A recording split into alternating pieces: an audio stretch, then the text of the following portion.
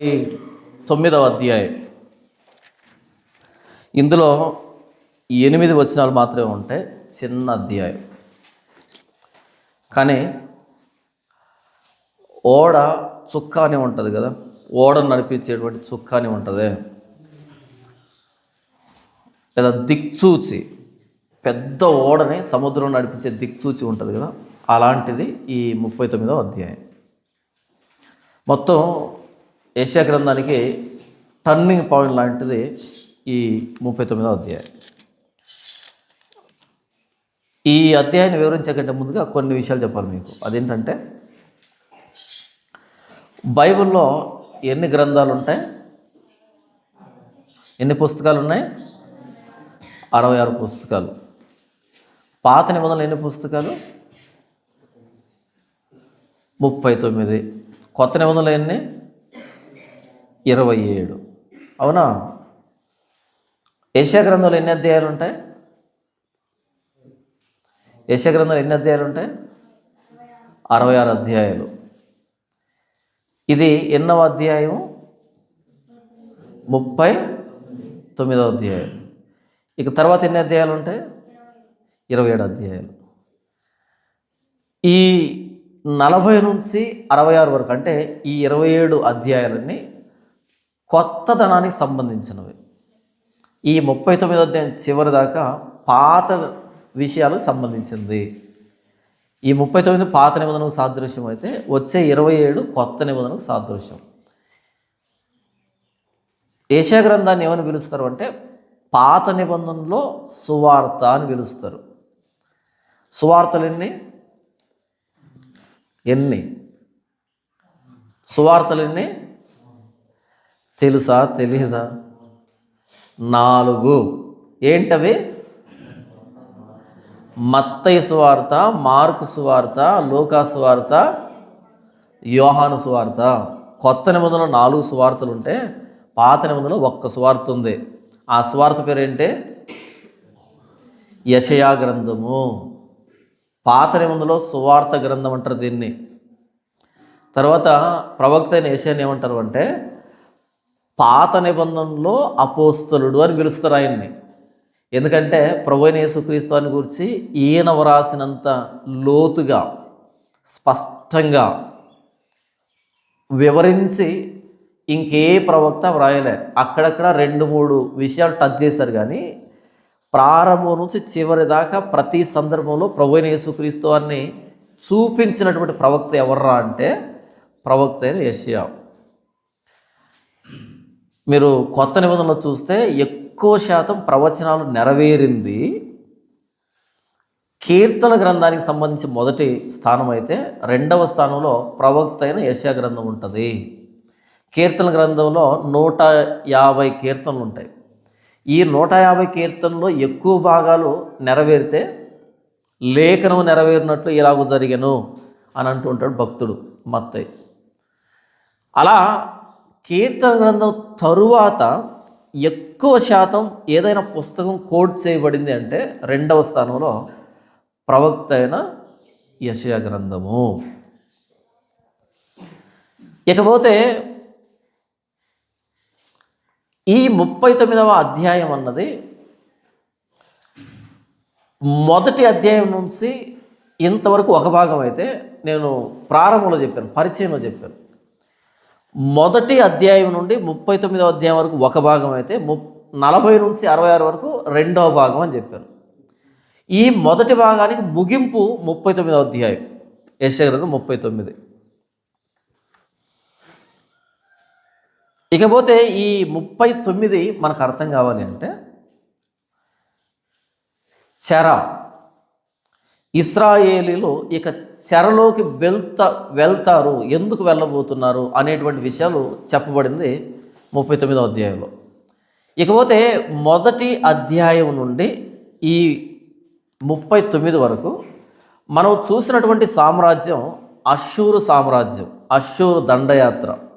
పదే మనం అష్షూరుని గురించి మాట్లాడుకున్నాం, అవునా? మొదటి అధ్యాయం నుంచి 39 వరకు, 38 చివరి దాకా కూడా అష్షూరు దేశాన్ని గురించి, అష్షూరు సామ్రాజ్యాన్ని గురించి మాట్లాడుకున్నాం. ఈ 39లో ఇంకొక సామ్రాజ్యాన్ని పరిచయం చేస్తున్నాడు ప్రవక్త అయిన యెషయా. ఆ సామ్రాజ్యం పేరేంటంటే బబులోను సామ్రాజ్యము. ఇంకొకసారి చెప్పనా, మొదటి అధ్యాయం నుండి 38 అధ్యాయం చివరి దాకా అష్షూరు సామ్రాజ్య ఆ యుద్ధ వాతావరణంలో వ్రాయబడింది. కానీ ఈ 39వ అధ్యాయంలో ప్రవక్త అయిన యెషయా బబులోను సామ్రాజ్యం యెరూషలేముని నాశనం చేయబోతుంది అంటూ ప్రవచిస్తాడు ఈ 39వ అధ్యాయంలో. ఇక్కడ నుంచి ఇక బబులోను సామ్రాజ్యాన్ని గురించి మనం చదువుకోబోతున్నాం. ఇకపోతే ఈ 39వ అధ్యాయం వరకు ప్రవక్త అయిన యెషయా వ్రాసాడు. ఇంకొకసారి, మొదటి అధ్యాయం నుండి 39 వరకు వ్రాసింది ఎవరు? ప్రవక్త అయిన యెషయా. మరి 40 నుంచి 66 వరకు వ్రాసింది ఎవరు? ప్రాస బాగుందని చెప్పా ఉజ్జియా అని. ఉజ్జియా ఏమన్నా? మొదటి అధ్యాయం నుంచి 39 వరకు ఈ 39 అధ్యాయంలో వ్రాసింది ప్రవక్త అయిన యెషయా. 40 నుంచి 66 వరకు వ్రాసింది ఎవరు? అది ప్రశ్న. ఇకపోతే 39వ అధ్యాయం చివరి వచనం చూడండి, 8వ వచనం. ఆ 8వ వచనానికి 8వ వచనం చివరిలో ఏముంది అక్కడ? నా దినముల్లో సమాధాన సత్యములు కలుగునుగా కానీ యెషయాతో అని ఫుల్ స్టాప్ ఉందా? ఆ ఫుల్ స్టాప్ దగ్గర నుంచి మొదటి వచనం చూడండి, 41వ వచనం, మీ దేవుడు సెలవు ఇచ్చిన మాట ఏమనగా ఉందా? ఆ ఫుల్ స్టాప్ నుంచి మీ అనే వరకు ఎంత దూరం ఉంది? కొలవండి, మీకు అర్థమవుతుందా? ఆ ఫుల్ స్టాప్ నుంచి నెక్స్ట్ వచ్చిన స్టార్టింగ్ వరకు ఎంత దూరం ఉందంటే 150 సంవత్సరాలు. ఎంత ఉంది? 150 సంవత్సరాలు చరిత్రది. ఎందుకు ఈ మాట చెప్తున్నాను అంటే 39 వరకు రాసిన యెషయా 150 సంవత్సరాలు దాటి 40వ అధ్యాయాన్ని వ్రాయగలడా? 40వ అధ్యాయం రాయగలడా? వ్రాయలేడు. కాబట్టి 40వ అధ్యాయం నుంచి 66 వరకు ప్రవక్త అయిన యెషయా శిష్యులు వ్రాసి ఉండొచ్చు అనేటువంటి ఒక వాదన క్రైస్తవ సమాజంలో ఉంది. 39 వరకు ఆయన రాశాడు. తర్వాత 40 నుంచి 66 వరకు ఆయన శిష్యులు వ్రాసారు అనేటువంటి వాదన ఉంది. అయితే వాస్తవానికి 66 వరకు కూడా వ్రాసింది ప్రవక్త అయిన యెషయానే.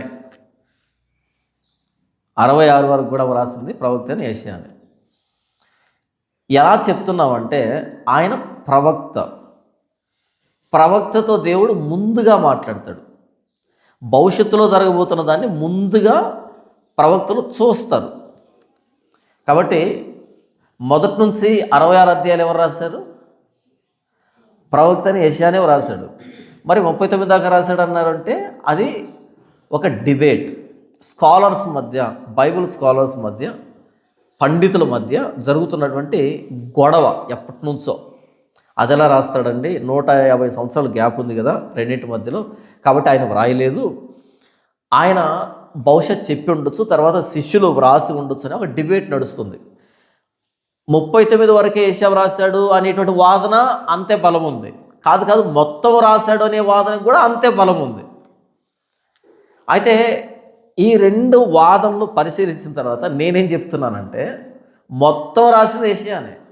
ఎందుకు అంటే 150 సంవత్సరాల తర్వాత ఏం జరుగుతుంది అని ఆ టైం గ్యాప్ని, ఆ సమయాన్ని మనసులో పెట్టుకోవాల్సిన అవసరం లేదు మనకి. ఎందుకంటే ఆయన నీలాంటి వ్యక్తి అంటే మనం కూడా ఆలోచిస్తాం. ఊరుకోండి 150 సంవత్సరాల తర్వాత ఏం జరుగుతుందో ఆయనకి ఎలా తెలుస్తుంది అని అంటాం. కానీ ఆయన ప్రవక్తలతో దేవుడు ముందుగా మాట్లాడతాడు. ఇంకా విషయం జరగకముందే మాట్లాడతాడు. కాబట్టి ప్రవక్త అయిన యెషయా 66 అధ్యాయాలు వ్రాసాడు. ఆయన శిష్యులేమి రాయలేదు.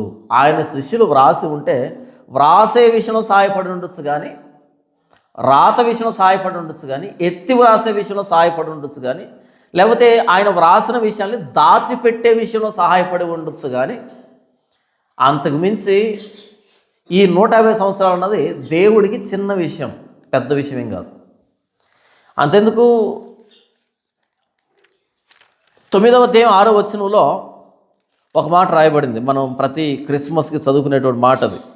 9వ అధ్యాయం 6వ వచనం, ఏలైనగా మనకు శిశువు పుట్టెను, మనకు కుమారుడు అనుగ్రహింపబడెను, ఆయన భుజం మీద రాజ్యభారం ఉండును, ఆశ్చర్యకరుడు, ఆలోచనకర్త, బలవంతుడైన దేవుడు, నిత్యుడుగు తండ్రి, సమాధానకర్తకు అధిపతి అని అతనికి పేరు పెట్టబడును. ఈ మాట వ్రాసింది ప్రవక్త అయిన యెషయా అయినప్పుడు ఇదే కదా వివరించి రాసింది 66 వరకు.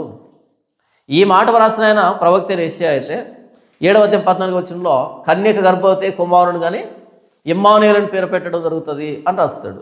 కాబట్టి ఆ విషయాలని వివరించి వ్రాయడం జరిగింది 66 వరకు. కాబట్టి ఆ సమయం అనేది ప్రవక్తలకి చిన్న విషయం, ఎందుకంటే దేవుడు ముందుగా చూపెడతాడు. కాబట్టి ఏం సంభవిస్తుందో ముందుగా దేవుడు తన ప్రవక్తలకు తెలియజేస్తాడు.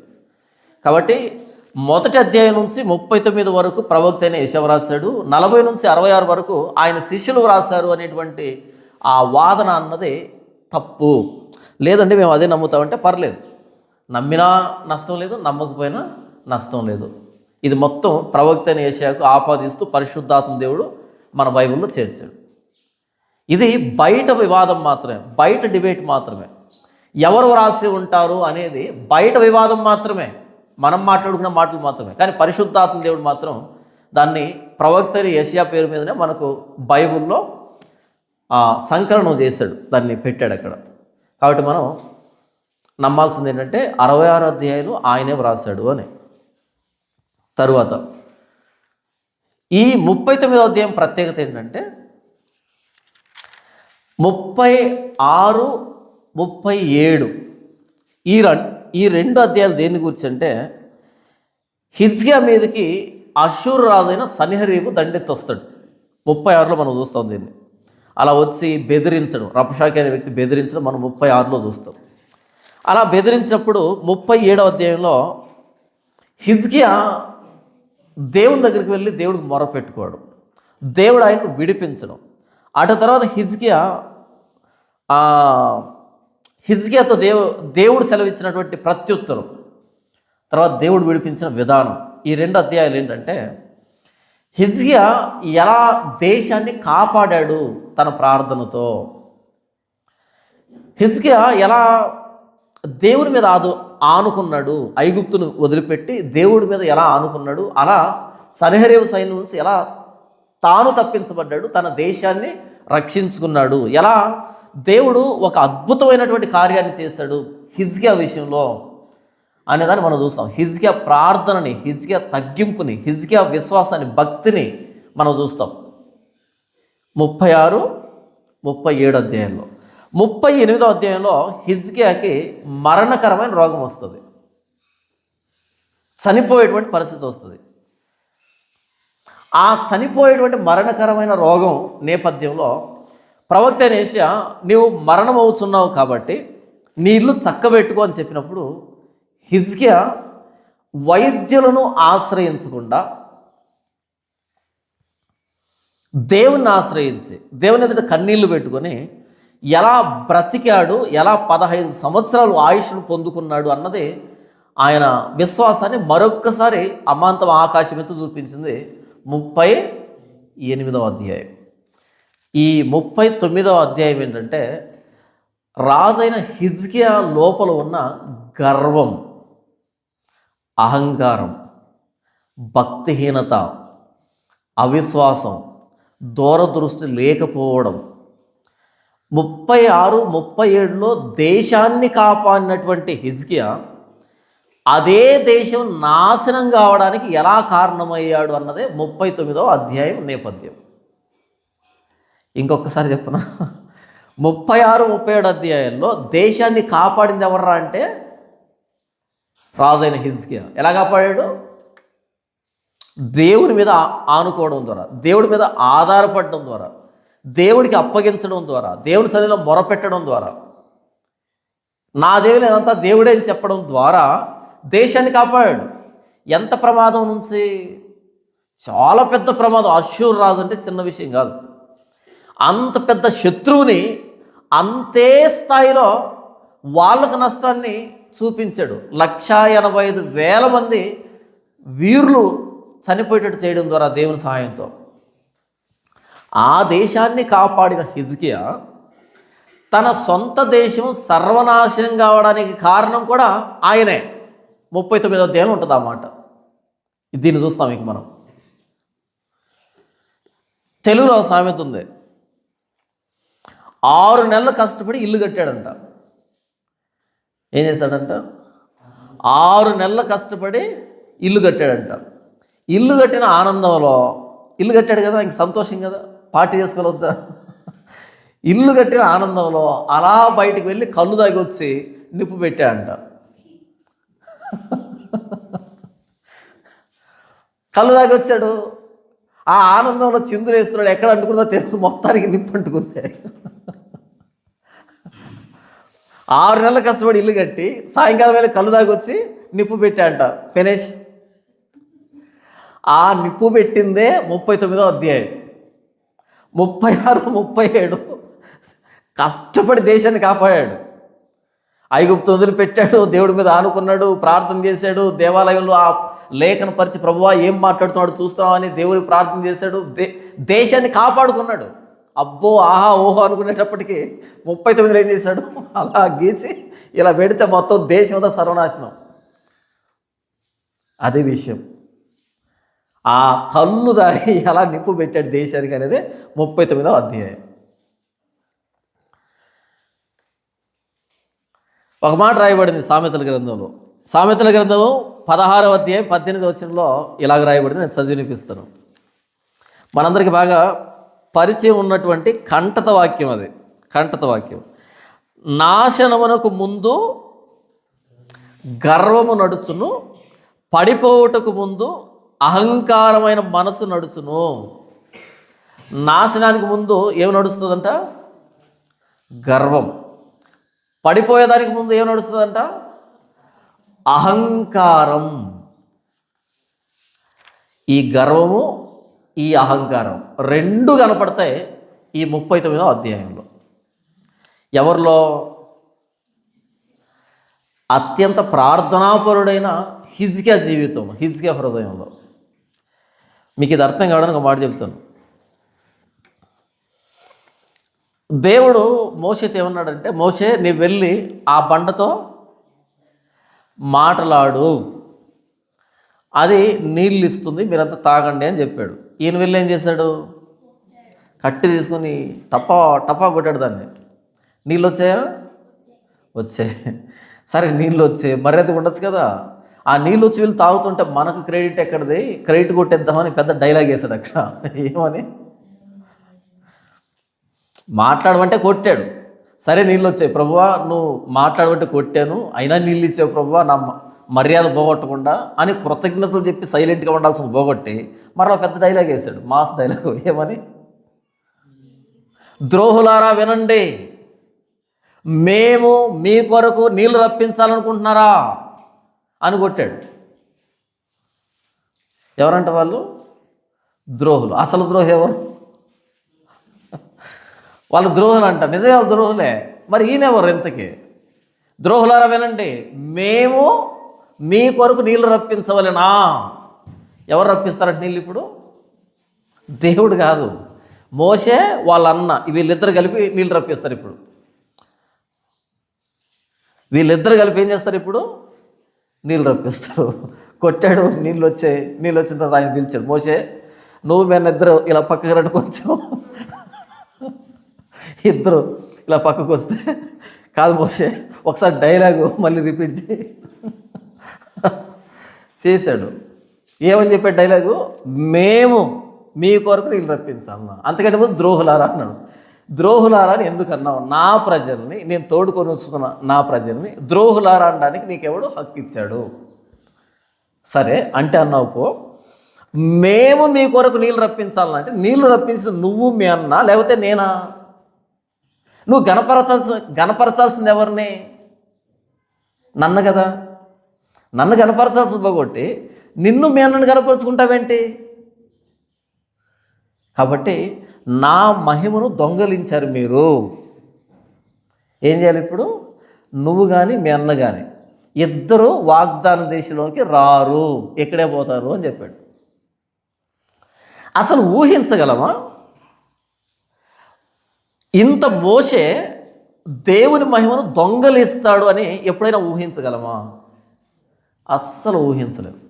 మోషే నా ఇల్లంతట్లో నమ్మకమైన వాడు అన్న మోషే, అంతేందుకు కోరహు తిరుగుబాటు చేసినా సరే దేవుడికి అప్పగించిన మోషే, లేదా తన ప్రజలు అనేక సందర్భాల్లో తిరుగుబాటు చేస్తే వాళ్ళ పక్షాన సాగిలపడిన మోషే, ప్రభువా ఒకవేళ వాళ్ళను నువ్వు శిక్షించాలి అనుకుంటే వాళ్ళకంటే ముందు నా పేరు తుడిచిపెట్టు జీవగ్రంథంలోంచి అని ప్రాధేయపడిన మోషే, ఒకనొక సందర్భం వచ్చినప్పుడు దేవుని మహిమను తానే దొంగలిస్తాడని, తానే దేవుడికి అడ్డుగా వచ్చి నిలబడతాడని, దేవుడికి రావాల్సిన ఘనతని ఆయన దొంగలిస్తాడని ఎవరు ఊహించగలరు?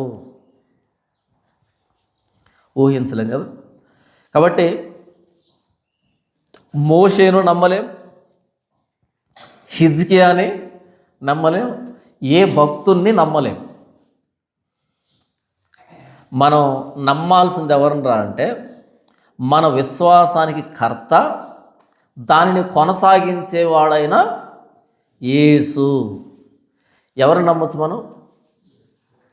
ఈ భూమి మీద మోషేను నమ్మలేము, హిజ్కియాను నమ్మలేము.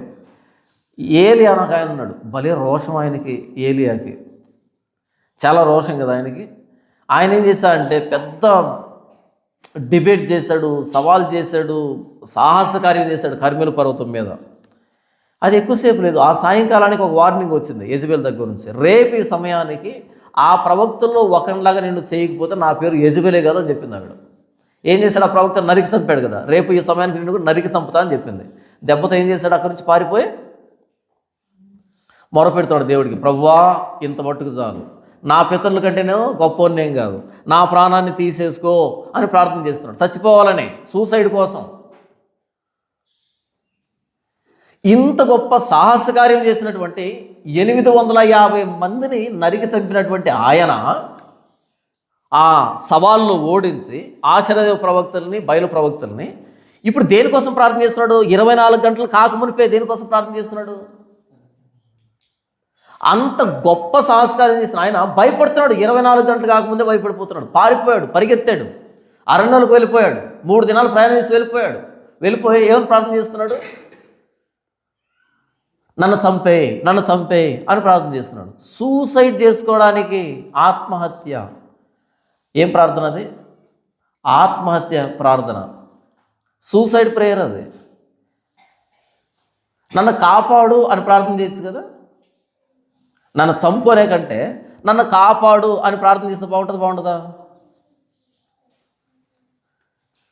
ఇంత సాహసకార్యం చేసిన ఏలియా ఇంత పిరికితనాన్ని, ఇంత భయాన్ని ప్రదర్శిస్తాడని ఎవరైనా ఊహించగలరా? మొత్తం దేశమంతా ఎదురుగా ఉన్నప్పుడు, దేశమంతా అటువైపు నిలబడుకుని ఉన్నప్పుడు ఒక్కడిగా కర్మెలు పర్వతం మీద యెహోవా పక్షాన్ని నిలబడ్డాడు. ఎవరు లేరు ఆయన పక్షాన,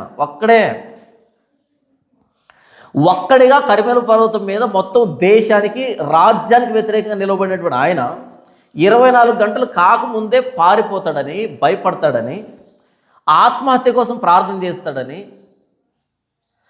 ఎవరు ఊహించగలరు? ఊహించలేము. కాబట్టి మనం బైబిల్లో చాలామంది భక్తులు కనపడతారు మనకి. ఏ భక్తుల్ని వ్యక్తిగతంగా మనకు రోల్ మోడల్ లాగా తీసుకోలేము. ఓకే, ఏ భక్తుడిని మనం రోల్ మోడల్గా తీసుకోలేం, మనకు మాదిరిగా తీసుకోలేం. వీళ్ళని తీసుకోకపోతే ఇక మనల్ని, ప్రస్తుతం ఉండే వాళ్ళని ఎవరిని తీసుకుందాం? ఈ వ్యక్తి చాలా మంచోడు అని ఎవరిని అందాం వేలు పెట్టి? మంచోడు అనేటప్పటికీ మరలా తప్పులు కనపడతాయి. నోవహు ఉన్నాడు, 120 సంవత్సరాలు ప్రయాసపడి పెద్ద ఓడను కట్టాడు. ఎన్ని సంవత్సరాలు? 120 సంవత్సరాలు. ఆనాటి ప్రపంచం మీద నేరారోపణ చేశాడు. నీవే నా ఎదుటి నీతిమంతుడివి ఈ తరం అందరిలో అనేటువంటి బిరుదును పొందాడు. జలప్రలయం అయిపోయింది, కిందికి దిగాడు, పంట పెట్టాడు. ఏం పంట పెట్టాడు? ద్రాక్ష తోట వేశాడు. ద్రాక్ష తోట వేసి ఫస్ట్ టైం ఏం చేశాడు? ఫ్రెష్ జ్యూస్ కాకుండా దాన్ని పులి పెడితే ఏమొస్తుందో ప్రయోగం చేశాడు, సక్సెస్ అయ్యాడు. ఏమొచ్చింది? నాటు సారా వచ్చింది. ఏం చేశాడు? ఫుల్గా తాగి పడుకున్నాడు. దెబ్బతో ఈరోజు కూడా ఆ మచ్చగానే మిగిలిపోయింది. ఇంత పెద్ద జలప్రలయంలో తప్పించుకున్నటువంటి, తన కుటుంబాన్ని రక్షించుకున్నటువంటి, ఆనాటి ప్రపంచం మీద నేరారోపణ చేసిన వ్యక్తి ఇలా దిగంబరుడుగా పడుకుంటాడని ఎవరు ఊహించగలరు? ఊహించగలరా? ఊహించలేరు. ఇలా మొదలుపెట్టి మనం చదువుకుంటూ పోతే ఈ భక్తుడిని మనం ఆశ్రయించవచ్చు. ఈ భక్తుడు మనకు మాదిరి అనేటువంటి భక్తుడు మీకు కనిపించడు. ఒక ఆయన ఉన్నాడు, ఆయన పేరు దావీదు. ఆయన ధర్మశాస్త్రాన్ని ఎలా ధ్యానిస్తాడంట? దివారాత్రం ధ్యానిస్తాడు ధర్మశాస్త్రాన్ని. ఆయన గొర్రెలు మేపుకుంటూ పాట రాశాడు. ఏమని? యెహోవా నా కాపరి, నాకు లేమి కలగదు. ఈయన గొర్రెలు మేపుతూ నేను వీటిని మేపుతున్నాను, నన్ను మేపుతున్న ఆయన అని పాట రాశాడు. అంతటి కీర్తనాకారుడు, అంతటి భక్తిపరుడు. తర్వాత ఆయన 6 మూలల జానడు ఎత్తుండేటువంటి గొల్యాతు ఎదురుగా నిలవబడినప్పుడు ఆయన ధైర్యం. ఈ హాలీవుడ్ సినిమాలో చూపెడుతుంటారు అప్పుడప్పుడు. అంత ఎత్తుంటాడు దావీదు, చిన్నగా ఉంటాడు. ఆ వ్యక్తి మీద పోయే యుద్ధానికి అసలు ఆ ధైర్యం ఏంటి, ఆ సాహసం ఏంటి? అంతకంటే ముందు సింహంతో వెళ్ళాడు, ఎలుగుబంటితో వెళ్ళాడు. అంతటి వీరుడు. ఆయన ధైర్యం ఆ స్థాయిలో ఉంటుంది. 6 మూలల జానడు ఎత్తున్న గొల్యాతు ఎదురుగా ధైర్యంగా నిలబడిన ఆయన నగ్నంగా ఉన్న బత్షెబ ఎదురుగా నిలబడలేకపోయాడు. అయిపోయింది. పడిపోయాడా? వ్యభిచారయ్యాడు, హంతకుడయ్యాడు, మోసగాడయ్యాడు, తాగుడుపోతయ్యాడు. తాగలేదా దావీదు? తాగాడా? దాన్ని మూసి పెట్టడానికి కూర్చోబెట్టాడు. మంచి కాస్ట్లీ బ్రాండ్ తెప్పించి తాగు అని ఈయన తాగుతున్నాడు కానీ ఆయన తాగలే. ఇంకా కోపం వచ్చింది. ఎన్ని అబద్ధాలు చెప్పించాడో, ఎంత నయవంచన చేశాడో, ఎంత మోసం చేశాడో, ప్రతిదీ రివర్స్లో జరిగింది. అబ్రహాం నీతిమంతులకి తండ్రి కదా, నీతిమంతుల తండ్రి. నేను యెషయా గ్రంథాన్ని నేను ఆదికాండాన్ని వివరించినప్పుడు 12వ అధ్యాయాన్ని మీరు చూడండి. ఇలాంటి వాడు నీతిమంతులకు తండ్రా అనేటువంటి పేరుతో ఉంటుంది వీడియో. ఐగుప్తుకు వెళ్తే తన భార్యను వాళ్ళు తీసుకుంటారని తెలిసినా కూడా ఐగుప్తుకు వెళ్ళాడు. మరి ఆవిడ్ని చంపేస్తే, తనని వ్యభిచారిగా చేస్తే నాకెందుకు అనుకున్నాడు మనసులో? బ్రతకడానికి. ఇలాంటి పని అబ్రహాం చేశాడు అనే విషయం కనీసం ఊహలో కూడా రాదు. చేశాడు. తర్వాత దేవుడు తీసుకొని వచ్చాడు తనని. ఇలా మీరు పాత నిబంధనలో ఏ భక్తున్నైనా తీసుకోండి, ఇలా పైకి లేస్తారు. ఎంత పైకి లేచారో అంత 2 అలా కింద పడినటువంటి వైనమే కనబడుతుంది.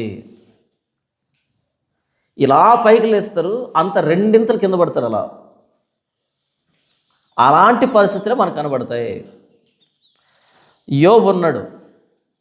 మంచోడా చెడ్డోడా? చాలా మంచోడు. ఎంతవరకు మంచోడు? ఎంతవరకు మనం రోల్ మోడల్గా తీసుకోవచ్చు? 2వ అధ్యాయము చివరి దాకా ఎంతవరకు తీసుకోవచ్చు మనం? 2వ అధ్యాయం చివరి దాకా. మూర్ఖురాలు మాట్లాడుతున్నావా? మనం దేవుని వలన మేలు అనుభవించడమేనా, కీడు అనుభవించ తగదా అన్నాడు. చూసావా? అక్కడ వరకు బాగుంటుంది. మనకు అర్థమయ్యేది కూడా అంతవరకే. మన దరిద్రం ఏంటంటే మనకు అర్థమయ్యేది ఎంతవరకు?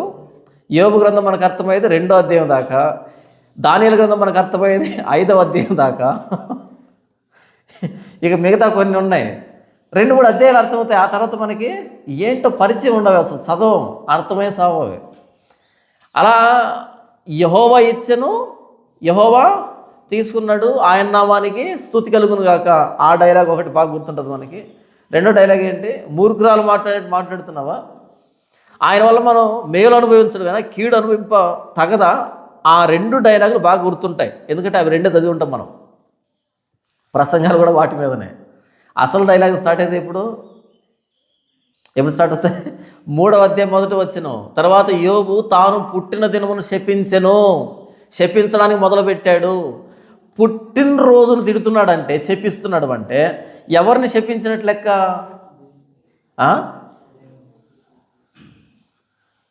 అది విషయం.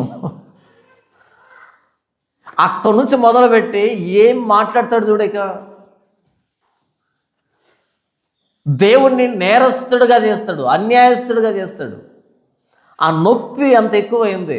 నొప్పి తక్కువ ఉన్నప్పుడు అలా మాట్లాడు, నొప్పి ఎక్కువయ్యే కొద్దీ, అలా పెంచే కొద్దీ, అలా ఇంటెన్సిటీ పెరిగే కొద్దీ ఈయన కూడా పెంచడం పైకి వెళ్ళిపోయాడు. దేవుడు అర్థం చేస్తున్నాడు. దేవుడు తెలుసు కదా నొప్పి ఎలా ఉంటుంది, ఆ నొప్పిలో ఎలా మాట్లాడతాం అనేది దేవుడు తెలుసు కాబట్టి ఆయన అర్థం చేస్తున్నాడు. ఆయన క్షమించాడు, మరలా తన పూర్వపు స్థితిని ఇచ్చాడు. ఏది మంచోడని కాదు, ఆయన మంచోడు కాబట్టి. యోబుకు దేవుడు రెండింతలు ఎందుకు ఇచ్చాడు అంటే ఈయన మంచోడని కాదు, ఆయన మంచోడు కాబట్టి. అంటే మనం పాత నిబంధనలో ఏ భక్తుల్ని కూడా అలా తీసుకోలేం, మన భక్తికి రోల్ మోడల్గా తీసుకోలేం. ఇలా మనం పాత నిబంధనలో ఆదాం మొదలుకొని ఏ భక్తుని మనం చూస్తున్నా సరే అలా పైకి లేవడం, అలా కిందికి పడిపోవడం చూస్తాం మనం. స్థిరంగా ఉన్నవాడు, భక్తిని అలా కొనసాగించిన వాడు ఒక్కడు కూడా కనపడ్డు. సొలొమోను ఉన్నాడు, దేవుడు ప్రార్థన చేశాడు, బలులు అర్పించి. దేవుడు ప్రత్యక్షమాడు. ఏం కావాలి సొలొమోను అంటే, నాకు నీ ప్రజలైన ఇశ్రాయేలును పరిపాలించడానికి కావాల్సిన జ్ఞానం కావాలి. దేవుడు అన్నాడు, శబాష్. ఐశ్వర్యాన్ని అడగలే, శత్రువుల ప్రాణాన్ని అడగలే. ఏమడిగావు? నా ప్రజలను పరిపాలించడానికి జ్ఞానం కావాలన్నావు, శబాష్, జ్ఞానం ఇస్తాను, అవి కూడా ఇస్తాను అన్నాడు. ఏం చేశాడు? ఆ 3తో సర్వనాశనం చేశాడు ఇశ్రాయేలు దేశాన్ని. తన సుఖం కోసం, తన క్షేమం కోసం, తన భోగాల కోసం, తన కోరికల కోసం దేశాన్ని అంతా భ్రష్టు పట్టించాడు. ఇలా మనం పాత నిబంధనలో ఏ భక్తుడి మీద నమ్మకాన్ని పెట్టుకోలేం,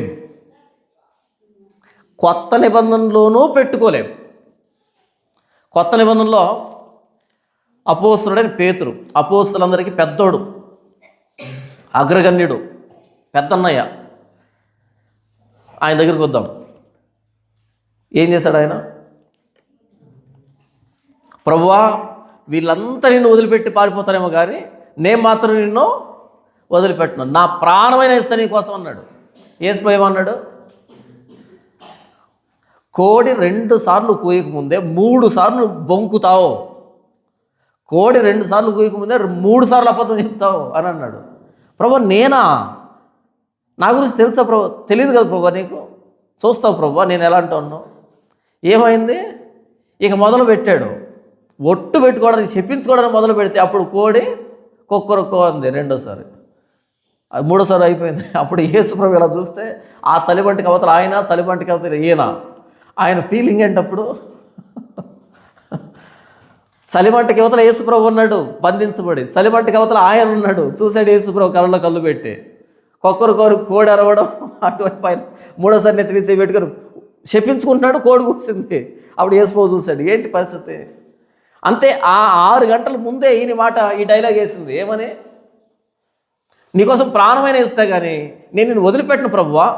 ఆ కత్తి పట్టుకొని వీరంగం చేశాడు ఆ గెత్సెమనే తోటలో. ఆ వ్యక్తి చెవి నరికే ఇక్కడ వేసాడు, అది మిస్ ఇక్కడ పడింది. అంత వీరంగం సృష్టించాడు. కానీ అలాంటోడు ఒట్టు పెట్టుకుంటాడని ఎవడు ఊహించగలడు? తర్వాత మనం చరిత్రను చూస్తే పేతురు అలా వీధిలో వెళ్తూ ఉంటేనంట కొక్కరొక్కో అని అరిచేవాళ్ళంట, ఎగతాళి చేసేవాళ్ళంట, అలా వలవలా ఏడ్చేవాళ్ళంట మాటి మాటికి. ఎందుకని? మన క్రైస్తవులు ఇప్పటికే అన్న ఏం కూర అన్న అంటే ఏం చెప్తారు? పేతురు. మన క్రైస్తవులు ఇప్పటికీ వికరిస్తున్నారు పేతుర్ని. అన్న ఏం కూర అంటే ఏం కూర చేశారంటే ఇంట్లో పేతురు. ఏంటి పేతురు అంటే? కోడి అంట, కోడి కూరను పేతురు అంటున్నారు. ఇప్పటికీ ర్యాగింగ్ చేస్తున్నారు, ఇప్పటికీ ఎగతాళి చేస్తున్నారు. అర్థం కాలే.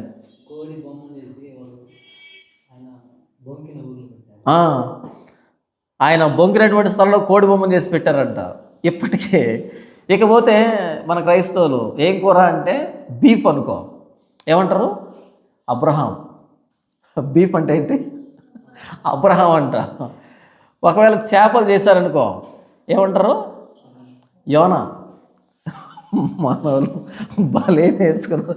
యోనా అంటే చేప, అబ్రహాం అంటే ఇంకొకటి, లేకపోతే పేతురు అంటే కోడి. మరి ఎంతకైనా ఏమంటారు? పేతులు ఏమంటారు? ఎవరు లేరా అలాంటి లేరు. ఆ రోజు నుంచి పేతుర్ని ఇప్పటికీ వెక్కిరిస్తూనే ఉన్నారు. కోడిని కుక్కరుకో అంటూ వెక్కిరిస్తున్నారు. తర్వాత ఏమైనా బాగుందా అంటే పేతురు అంతియొకకు వచ్చినప్పుడు అపరాధిగా తీర్చబడినందున నేను అతన్ని ముఖాముఖిగా ఎదిరించి తిని అంటాడు అపోస్తలుడైన పౌలు గలతీ పత్రికలో 2వ అధ్యాయంలో. అంతియొకకు వచ్చినప్పుడు ఏం చేశాడంట? అందరితో కలిసి భోజనం చేస్తున్నాడంట. ఎప్పుడైతే సున్నతి పొందిన వాళ్ళు వచ్చారో గబగబా సర్దుకొని చేయగడుకొని అలా నిలబడుకున్నాడు, నేను తినలేదనేటట్టుగా. అప్పుడు పౌలు చేస్తున్నాడు, నువ్వు తింటే తిను, లేకపోతే తినొద్దు. ఇదేమి డ్రామా ఇది? వాళ్ళు సున్నతి పొందిన వాళ్ళు రాకముందేమో మనమంతా బాయిని చెప్పి కూర్చున్నావు తినడానికి. సున్నతి పొందిన వాళ్ళు వస్తే ఎక్కడ తప్పు పడతారని గబగబా లేసి నిలబడుకున్నావు. ఇది ఎక్కడ పద్ధతి? ఉంటే అటైనా ఉండు, ఇటైనా ఉండు అని ముఖాముఖిగా చెప్పాడు ఈయన. సీక్రెట్ కూడా కాదు, తలదించున్న అంతమందిలో. అంటే నటించాడు, మనుషుల కోసం, మనుషుల మెప్పు కోసం నటించాడు. అంటే ఈయన కూడా రోల్ మోడల్గా తీసుకోలేం మనం. తర్వాత పోనీ ముఖాముఖిగా ఎదిరించిన పౌలు ఉన్నాడే, పౌలు నమ్ముదామా? ఆ పౌలు మీద ఏమైనా నమ్మకం పెట్టుకుందామా? ఒక రోల్ మోడల్గా పెట్టుకుందామా అంటే 12వ అధ్యాయం 2 కొరింథీ పత్రికలో ఆయన అంటాడు, నాకు కలిగిన ప్రత్యక్షతలు బహు విశేషముగా ఉన్నందున నేను హెచ్చిపోకుండా నిమిత్తం, నన్ను అనొచ్చు నిమిత్తం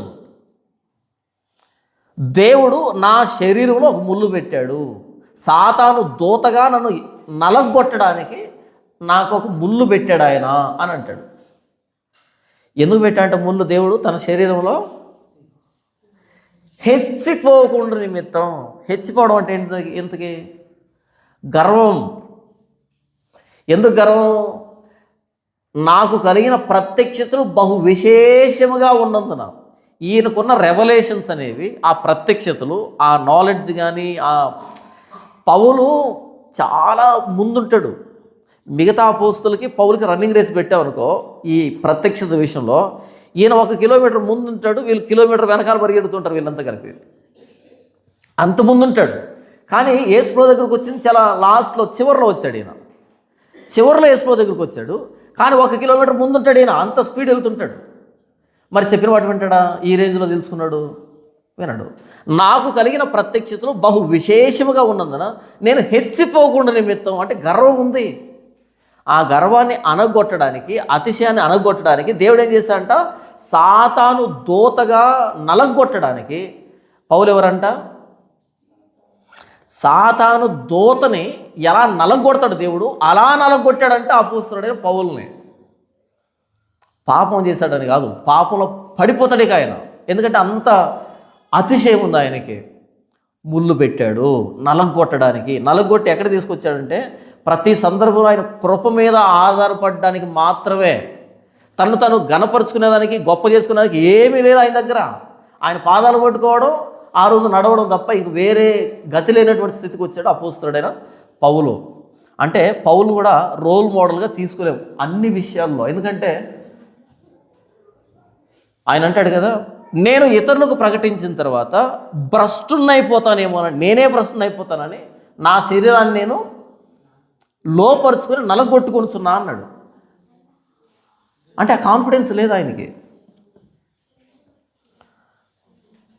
పాత నిబంధనలో కానీ కొత్త నిబంధనలో కానీ ఒక వ్యక్తిని చూసి ఈ వ్యక్తి మీద మనం 100% నమ్మకం పెట్టుకోవచ్చు, ఈ వ్యక్తిని మనం మాదిరిగా పెట్టుకోవచ్చు అనే వ్యక్తులు మనకు కనిపించరు. ఏదో ఒక సందర్భంలో వాళ్ళు పడిపోయినటువంటి స్థితి మనకు కనపడుతుంది.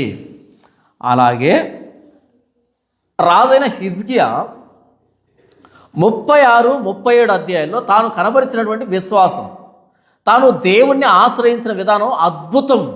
చరిత్రలో ఎవరు అలాంటి పని చేయలే.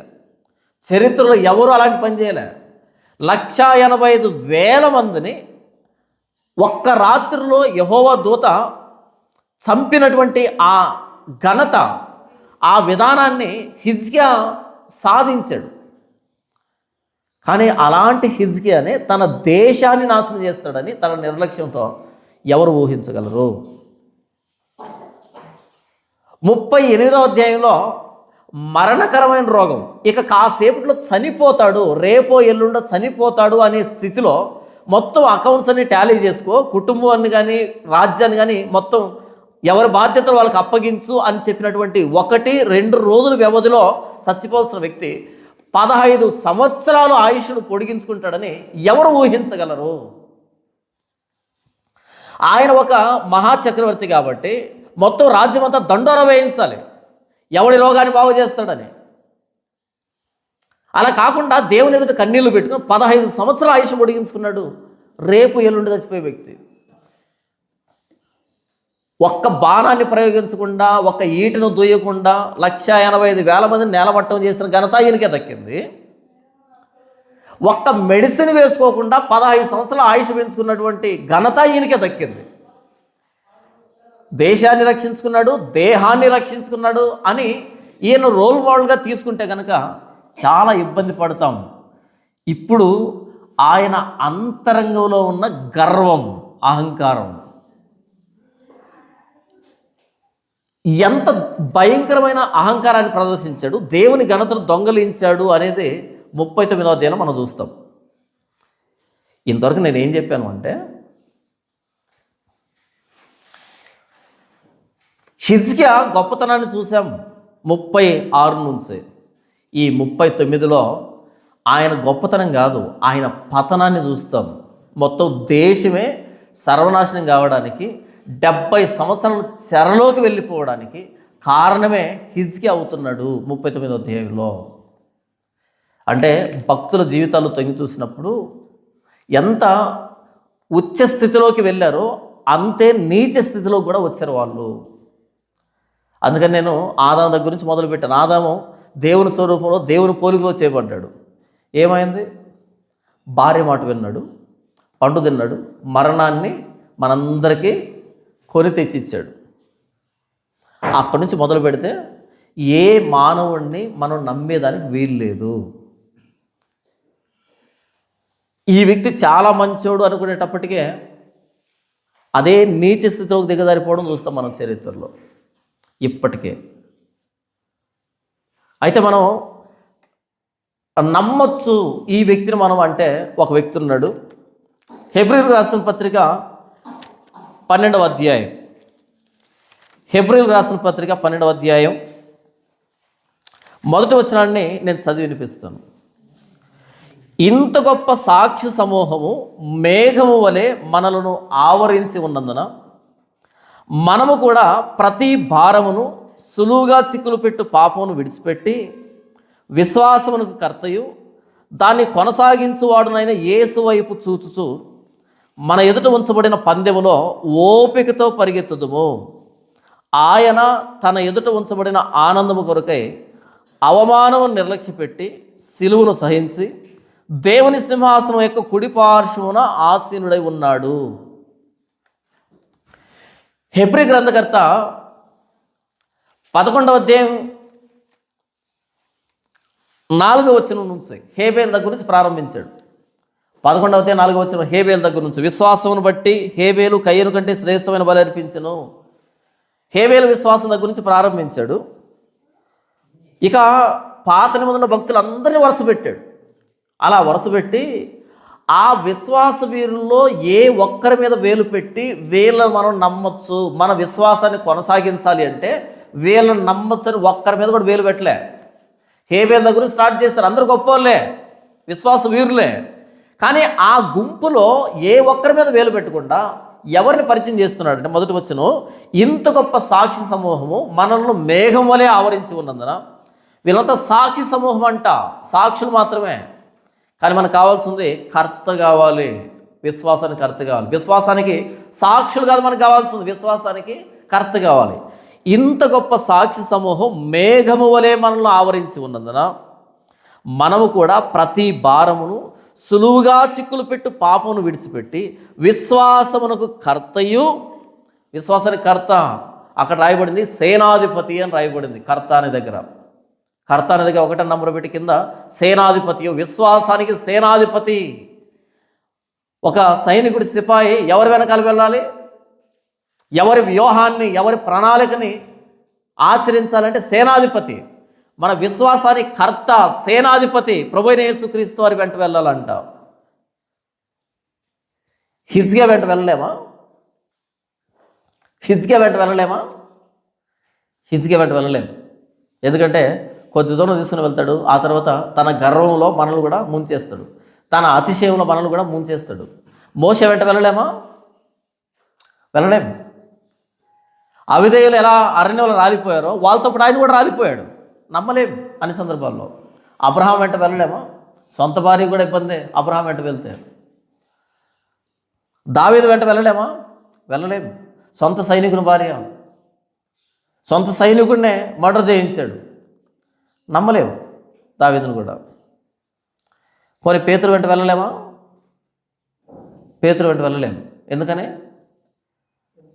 తన కోసం సెలువెక్కుతున్న ప్రభువును కూడా నాకెవరో తెలియదు ఆయనని చెప్పించుకోవడానికి ఒట్టు పెట్టుకున్నాడు.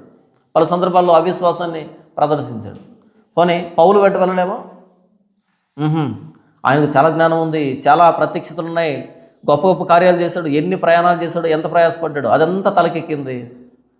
కాబట్టి దేవుడే ఆయన నలగొట్టే స్థితికి వచ్చాడు. ఇలా వదిలిపెట్టేస్తే పౌలు దొరకడేమో అని దేవుడే నలగొడుతున్నాడు ఆయన్ని. ఆయన కూడా మనం రోల్ మోడల్గా తీసుకోలేము. మన విశ్వాసానికి సేనాధిపతి, మన విశ్వాసానికి కర్త ఎవరంట? ప్రభువైన యేసుక్రీస్తు వారు. ఇంతవరకు నేను ఏం చెప్పాను అంటే, హిజ్కియా గొప్ప కార్యాలు చేశాడు కాదనిలే, కానీ తీసుకోలేము ఆయన్ని అన్ని విషయాల్లో. ఆ విషయంలో తీసుకోవచ్చు, మిగతా విషయంలో తీసుకోలేము.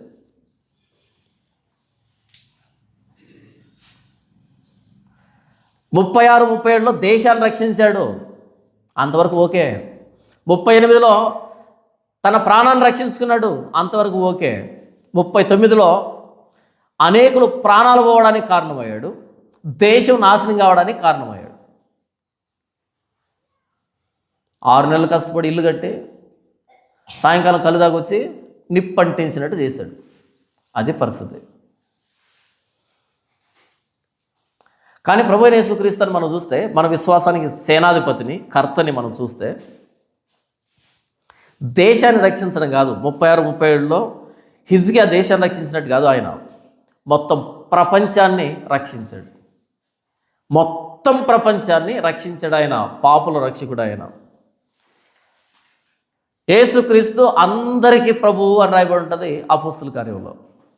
దేశాన్ని కాదు, మొత్తం ప్రపంచాన్ని రక్షించాడు. ఎలా రక్షించాడు? 185,000 మంది వీరులను చంపడం ద్వారా కాదు, తన్ను తాను సెలువు మీద ప్రాణం అర్పించడం ద్వారా, రక్తం కార్చడం ద్వారా, తన్ను తాను అర్పించుకోవడం ద్వారా మొత్తం ప్రపంచాన్ని రక్షించాడు ప్రభువైన యేసుక్రీస్తు. ఇకపోతే హిజ్కియాకి మరణకరమైన రోగం వచ్చినప్పుడు హిజ్కియా తన దేహాన్ని, తన ప్రాణాన్ని రక్షించుకున్నాడు కన్నీళ్లు గార్చి. కానీ ప్రభువైన యేసుక్రీస్తు గెత్సెమనే తోటకు వెళ్ళి ఆయన చెమట రక్త బిందువుల వలె కింద పడడం, గొప్ప రక్త బిందువుల వలె కింద పడేంతగా, ఆయన చర్మం కింద ఉండేటువంటి రక్తనాళాలు చిట్లిపోయేంతగా ఎందుకు ఏడ్చాడు అంటే, మన ప్రాణాలను రక్షించడానికి, దేవుని ఉగ్రత నుంచి మనల్ని విడిపించడానికి. అక్కడ హిజ్కియాకి మరణకరమైన రోగం వచ్చింది. ప్రభువైన యేసుక్రీస్తు నా ప్రాణం మరణమగునంతగా దుఃఖంలో మునిగిపోయింది అని అంటాడు. అక్కడ హిజ్కియా గాయం మీద అంజూరు పండ్ల ముద్ద పెట్టినప్పుడు ఆయన బాగుపడ్డాడని రాయబడింది. కానీ ప్రభువైన యేసుక్రీస్తు పొందిన దెబ్బల చేత మనకు స్వస్థత కలుగుతుంది అని వ్రాయబడింది. కాబట్టి హిజ్కియా తన అవిధేయతతో దేశాన్ని నాశనం చేస్తే, ప్రభువైన యేసుక్రీస్తు తన విధేయతతో సర్వ ప్రపంచాన్ని రక్షించాడు. హిజ్కియా తన అహంకారంతో అనేకులు ప్రాణం పోవడానికి కారణమైతే, ప్రభువైన యేసుక్రీస్తు తన విధేయతతో మనమందరం బ్రతకడానికి, నిత్య జీవనంలో ప్రవేశించడానికి కారణమయ్యాడు. కాబట్టి పాత నిబంధనల భక్తుల్ని మనం నమ్మలేం. ఈ 39వ అధ్యాయంలో హిజ్కియా ప్రవర్తించిన ప్రవర్తన తరువాత 27 అధ్యాయాలు రావడానికి కారణమైంది. ఈ 39వ అధ్యాయం 8వ వచనం చివరి నుంచి 40వ అధ్యాయం 1వ వచనం ప్రారంభం వరకు ఆ చిన్న అంత గ్యాప్ ఉంది కదా, ఆ చిన్న గ్యాప్ 150 సంవత్సరాల చరిత్ర ఆ మధ్యలో నడిచింది. ఎందుకని 150 సంవత్సరాల చరిత్ర చీకట్లో ఉండిపోయిందంటే హిజ్కియా చేసినటువంటి పొరపాటు, హిజ్కియా చేసిన తప్పు. ఆ 150 సంవత్సరాల గ్యాప్లో ఏం జరిగిందిరా అంటే యెహెజ్కేలు గ్రంథము, దానియేలు గ్రంథము, ఎస్తేరు గ్రంథము జరిగింది. మరొకసారి చెప్పను, ఆ 150 సంవత్సరాల గ్యాప్లో ఏం జరిగిందంటే ఆ చిన్న గ్యాప్లో ఏం పెట్టచ్చు అంటే యెహెజ్కేలు గ్రంథాన్ని పెట్టచ్చు, తర్వాత విలాపవాక్యాలు పెట్టచ్చు, యెహెజ్కేలు గ్రంథం పెట్టచ్చు, దానియేలు గ్రంథం పెట్టచ్చు, ఎస్తేరు గ్రంథం పెట్టచ్చు, తర్వాత ఈ ఎజ్రా గ్రంథాన్ని, నెహెమ్యా గ్రంథాన్ని, మలాకీని, హగ్గయిని, వీటన్నిటిని పెట్టచ్చు ఆ 150 సంవత్సరాల చరిత్రలో, ఆ గ్యాప్లో. ఇవన్నీ ఎందుకు వచ్చాయంటే హిజ్కియా ప్రదర్శించిన భక్తిహీనత. కానీ ప్రభువైన యేసుక్రీస్తు వారి గురించి రాయబడింది ఏంటంటే మనం ఇంకనూ బలహీనులమై ఉండగా క్రీస్తు యుక్త కాలమున భక్తిహీనుల కొరకు ప్రాణం పెట్టెను అని. హిజ్కియా భక్తిహీనత దేశాన్ని నాశనం చేస్తే ప్రభువైన యేసుక్రీస్తు వారు ప్రాణత్యాగం అన్నది భక్తిహీనులమైన మనల్ని రక్షణలోకి నడిపించింది. క్రీస్తు యుక్త కాలంలో భక్తిహీనుల కొరకు ప్రాణం పెట్టాడు. ఈయన భక్తిహీనుల కోసం ప్రాణం పెడితే క్రీస్తు, హిజ్కియా మాత్రం అందరినీ భక్తిహీనులుగా చేశాడు. ఎన్ని వేల మంది మరణించారు, ఎన్ని లక్షల మంది చెరలోకి వెళ్ళిపోయారు, 70 సంవత్సరాల చీకట్లో మగ్గిపోయారు. దీనంతటి కారణం హిజ్కియానే. 39వ అధ్యాయంలో ఎందుకు 39వ అధ్యాయానికి ఇంత పరిచయం మనం ఇస్తున్నామంటే ఇక మీదటి నుంచి జరిగేటువంటి ఆ పర్యవసానాలన్నీ కూడా ఈ 39వ అధ్యాయం మీదనే ఆధారపడి నడిచింది. కాబట్టి ఈ 39వ అధ్యాయం మీద ఆధారపడే విలాపవాక్యాలు వచ్చాయి. ఈ 39వ అధ్యాయం మీద ఆధారపడే యెహెజ్కేలు గ్రంథం ఉంది, దానియేలు గ్రంథం ఉంది, ఎస్తేరు గ్రంథం ఉంది, ఎజ్రా గ్రంథం ఉంది, నెహెమ్యా గ్రంథం ఉంది, హగ్గయి ఉంది, మలాకి ఉంది, జకర్యా ఉంది. ఇన్ని గ్రంథాలు పుట్టుకొని వచ్చినటువంటి ఆ ఓట పేరే 39వ అధ్యాయం యెషయా గ్రంథం. ఇక్కడ నుంచి పుట్టుకొచ్చే ఇవన్నీనే. ఇక్కడ కనుక హిజ్కియా ఇలా ప్రవర్తించి ఉండకపోయి ఉంటే ఇవన్నీ వచ్చేటివి కాదు, ఇవన్నీ జరిగేటివి కాదు. హిజ్కియా తర్వాత హిజ్కియా కొడుకెవరు? మనష్షే. అత్యంత దుర్మార్గుడైన రాజు ఎవరైనా ఉన్నారా చరిత్రలో అంటే వాడి పేరు మనష్షే. యూదుల చరిత్రలో 50 సంవత్సరాలు పరిపాలించాడు, అత్యంత కిరాతకంగా పరిపాలించాడు. ఎక్కువ మాట్లాడితే ఈ యెషయా గ్రంథాన్ని వ్రాసిన ప్రవక్త అయిన యెషయాను రంపోత 2 ముక్కలుగా కోయించి చంపించాడు మనష్షే. ఈ యెషయా గ్రంథాన్ని వ్రాసిన యెషయాని రంపోత 2 ముక్కలుగా నరికించాడు మనష్షే. అంటే హిజ్కియా తర్వాత దేశం ఏమైపోతుందో చూడండి. ఆ మనష్షే తర్వాత ఆమోను వచ్చాడు. ఆమోను మనష్షే కంటే దరిద్రుడు. తర్వాత యోషియా వచ్చాడు. కొంత మట్టుకు ప్రయాసపడ్డాడు ఏదో చేయడానికి, కానీ వర్కౌట్ కాలే. తర్వాత యెహోయాకీను, సిద్కియా దేశాన్ని ఇంకా సర్వనాశనం చేశారు. చెరలోకి వెళ్ళిపోయింది. 70 సంవత్సరాలు చెరలోకి వెళ్ళిపోయింది, సర్వనాశనం అయింది, దేవాలయం కూలిపోయింది, దేశం తగలబెట్టబడింది. ఈ హిజ్కియా చేసిన పొరపాటుతో ఇన్ని దారుణాలు వచ్చే దేశం మీదకి. ఒకప్పుడు సన్హెరీబు వచ్చాడు. 36వ అధ్యాయం నుంచి సన్హెరీబు వస్తాడు దేశాన్ని నాశనం చేయడానికి. కానీ సన్హెరీబు వాళ్ళు కాలే, దేవుడు రక్షించుకున్నాడు. కానీ హిజ్కియా చేసిన పొరపాటుకి దేవుడు అప్పగించేశాడు. ఇంకో మాట చెప్తాను వినండి. హిజ్కియాతో దేవుడు నువ్వు చేసిన ఈ పొరపాటు వల్ల, ఈ పాపం వల్ల నీ దేశాన్ని నేను ఎంతగా శిక్షించబోతున్నాను అని చెబితే హిజ్కియా పశ్చాత్తాపడలే. సరే జరిగితే జరిగింది పో అని వదిలిపెట్టాడు తప్ప పశ్చాత్తాపడలే, ఏడవలే. అంటే ఒక వీరుణ్ణి, ఒక భక్తిపరుణ్ణి, ఒక నీతిమంతుణ్ణి, తన దేశాన్ని రక్షించినటువంటి ఒక వీరుణ్ణి దేవుడి పాదాల మీద పడి ఈ 39వ అధ్యాయం ఎలా చూపెడుతుంది అంటే ఒక విలన్ లాగా చూపెడుతుంది, ఒక ప్రతినాయకుడిలాగా చూపెడుతుంది.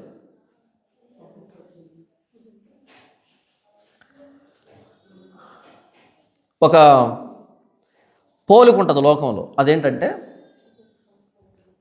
పాము గుడ్లు పెట్టి పొదుగుతుందంట. పాము గుడ్లు పెట్టి పొదుగుతుంది. చివరికి పిల్లలు బయటకు వచ్చేటప్పటికి దాని కళ్ళు కనిపించవంట. పిల్లలు బయటకు వచ్చేటప్పటికి దాని కళ్ళు కనిపించవంట, కళ్ళు పొరలు గమ్ముతాయంట. ఆ గుడ్లు పొదిగి లోపల నుంచి పిల్లలు బయటకు వస్తూ ఉంటే అదేమనుకుంటుందంట, అమ్మో నా గుడ్లు మీదకి ఎవరో వస్తున్నారు అని ఏం చేస్తుందంట, వాటిని దొరికిన పిల్లలు దొరికినట్టు కొరికి 2 ముక్కలు చేసి చంపేస్తుందంట. ఎందుకు ఎవరిని చంపుతుంది? అది ఎవరిని చంపుతుంది? తన పిల్లల్నే. పొదగడం, ఒక్కొక్కటి అలా కదలడం, దాన్ని పట్టుకొని చంపడం. ఇదే పరిస్థితిగా ఒకటో రెండో తప్పించుకుంటే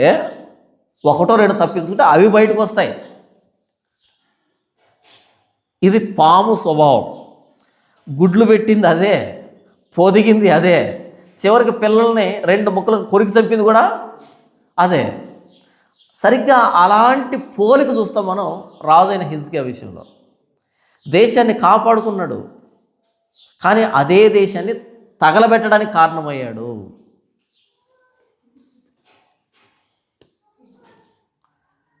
కాబట్టి హిజ్కియా అవిధేయతలోంచి ఇన్ని గ్రంథాలు పుట్టుకొచ్చాయి. అందుకని 39వ అధ్యాయాన్ని ఇక్కడ ఆపి దానికి పరిచయాన్ని ఎంతసేపు ఇస్తున్నాం. పాత నిబంధనలు కానీ కొత్త నిబంధనలు కానీ ఏ భక్తుణ్ణి మనం అలా తీసుకునేదానికి లేదు. తీసుకోవచ్చా? చూసారా ఈ జానపాలు? అపోస్తలుడైన పౌలు కూడా తప్పుపడుతున్నాడు. అంతేనా? ఇంకేమన్నా ఉందా? ఈ జానపాలు ఎవరిని తప్పుపట్టాడు? ఇంతసేపు అపోస్తలుడైన పౌల్ని తప్పుపట్టాడు, పేతుని తప్పుపట్టాడు. నేను తప్పుపట్టానా? అక్కడ రాయబడిందని చెప్పానా? అక్కడ రాసిందని చెప్పానా? తప్పుపట్టానా? చూడు, హిజ్కియాను కూడా తప్పుపట్టాడు. 1 గంట సేపు హిజ్కియాను తిట్టకుండా తిట్టాడు. అంతేనా? అనొచ్చా అంటున్నా. 2వ భాగంలో ఎక్స్ప్లెయిన్ చేస్తున్న 39వ అధ్యాయాన్ని అలా చెప్పుకుంటూ పోతే ఇది అర్థం కాదు. ఎందుకంటే యెషయా గ్రంథం 2 ముక్కలు అవుతుంది. ఇక్కడ ఇదొక ఒప్పు, చివరి ఒప్పు ఇది ఇంకొక ఒప్పు, 2 ఒప్పులు ఇవి. కాబట్టి ఈ ముక్క అర్థం కాకపోతే ఈ తర్వాత వచ్చేది అర్థం కాదు. అందుకని చెప్పి ఆగాం. నేను ఆగలే, అంత చరిత్ర ఉంది అక్కడ. 150 సంవత్సరాల చరిత్ర ఉంది ఆ రెండింటి మధ్య. 8వ వచనానికి ఈ మొదటి వచనానికి మధ్య 150 సంవత్సరాల చరిత్ర ఉంది. 150 సంవత్సరాల చరిత్రని పుసుకొని అలా దాటుకొని వెళ్ళిపోతే అర్థం కాదు. అక్కడ నిలబడాలి, దాన్ని వివరించాలి. ఏం వివరించాలి? ఏ భక్తుల్ని అలా మనం తీసుకోకూడదు. ఎక్కడ దేవుడు వాళ్ళ గురించి ఉచ్చ స్థితిని చెప్పాడో, చాలా శ్రేష్టంగా చెప్పాడో శ్రేష్టంగానే మాట్లాడుకుందాం. ఎక్కడ నీచ స్థితిని చెప్పాడో నీచంగానే మాట్లాడుకుందాం. పాయింట్ అర్థమైందా? విషయం అర్థమైందా? దేవుడు ఒక భక్తుడిని గురించి ఉచ్చ స్థాయిలో ఇలా పైకి చెప్పాడో, చాలా గొప్పవాడని చెప్పాడో గొప్పగానే మాట్లాడుకుందాం. ఎక్కడైతే ఇలా పతనావస్థలో ఉన్నారో ఈ పతనావస్థని పతనంలోనే మాట్లాడుకుందాం.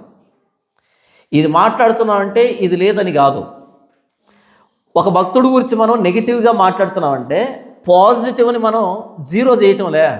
పాజిటివ్ మాట్లాడేటప్పుడు పాజిటివ్ మాట్లాడతాం, నెగిటివ్ మాట్లాడేటప్పుడు నెగిటివ్ మాట్లాడతాం. దావీదు గురించి 24 గంటలు గొప్పే మాట్లాడుకోవాల్సిన అక్కర్లే. ఆయన చేసిన వాక్య వ్యతిరేకమైన పనులు ఉన్నాయి, వాటి గురించి కూడా మాట్లాడుకుంటాం. ఇవి మాట్లాడుతున్నామంటే ఆయన చెడ్డోడని కాదు, పూర్తిగా చెడ్డోడని కాదు. ఇవి మాట్లాడుతున్నామంటే ఇక ఏ మచ్చ లేదు, పొన్నమనాటి చంద్రుడని అర్థం కాదు. అపోస్తలుడైన పౌలు అద్భుతమైనటువంటి పరిచర్య చేశాడు. నా రోల్ మోడల్ ఆయనే ఈ పరిచర్య విషయంలో. పరిచర్య విషయంలో నా రోల్ మోడల్ ఆయనే. కానీ ఒకానొక సందర్భంలో దేవుడే స్వయంగా ఒక అపవాది దూతను ఎలా నలగొడతాడు ఆయన, అలా నలగొట్టాడు అపోస్తలుడైన పౌలుని. అలా కొట్టకపోతే చెప్పిన మాట వినే పరిస్థితులు లేడు ఆయన. బ్రతికుండగానే పరదేశాలు వచ్చాడు ఆయన. నేను ఒక మనిషిని ఎరుగుదును, అతడు 3వ ఆకాశానికి వెళ్ళొచ్చాడు, అక్కడ పలుకులు విన్నాడు, అక్కడ మాటలు విన్నాడు అని మాట్లాడతాడు. నాకు కలిగిన ప్రత్యక్షతలు బహు విశేషముగా ఉన్నాయి అని మాట్లాడతాడు. హెచ్చిపోకుండా మన దగ్గర బాగా డబ్బు ఉందనుకో, ఎలా చూస్తాం మనిషిని? ఇలా చూస్తాం, నేరుగా చూస్తాము. బాగా డబ్బు ఉందనుకో, ఎలా చూస్తాం నేరుగా మనిషిని? ఇలా పైన చూస్తాం కదా, కనపడరు కింద ఎవరు, పైన చూస్తుంటాం అలా. దానికి ఆ లక్షణం ఉంటుంది. డబ్బుకి కానీ, పలుకుబడికి కానీ, బలానికి కానీ ఆ లక్షణం ఉంటుంది. ఎవరు తగ్గలేరు ఆ టైంలో, ఎవరు అణిగిమణిగి ఉండలేరు ఆ టైంలో. ఆటోమేటిక్గా వచ్చేస్తుంది. గర్వం అనేది సహజంగా వచ్చేస్తుంది. మరి ఒక్క ప్రార్థన చేస్తే 185,000 మంది చచ్చిపోతే సైన్యము, ఈయనకు గర్వం అనిపించదా? అనిపించదా? అనిపిస్తుంది. ఒకవేళ అనిపించకపోతే ఆయన మనిషే కదా నాకు తెలిసి. ఒకవేళ ఆ టైంలో గర్వం రాకపోతే వాడు మనిషే కాదు, అసలు రోబోట్ అయి ఉంటాడు. రోబోట్లే అతిశయం ప్రదర్శించవు. ఒక గొప్ప విజయం వచ్చిన తర్వాత అలా కాళ్ళు ఎగరేస్తాం, అది మానవ నైజం. కానీ దేవుడు ఉన్నాడు కదా, ఆయన చేస్తాడు, కాళ్ళని అలా కట్ చేస్తాడు, అది ఆయన.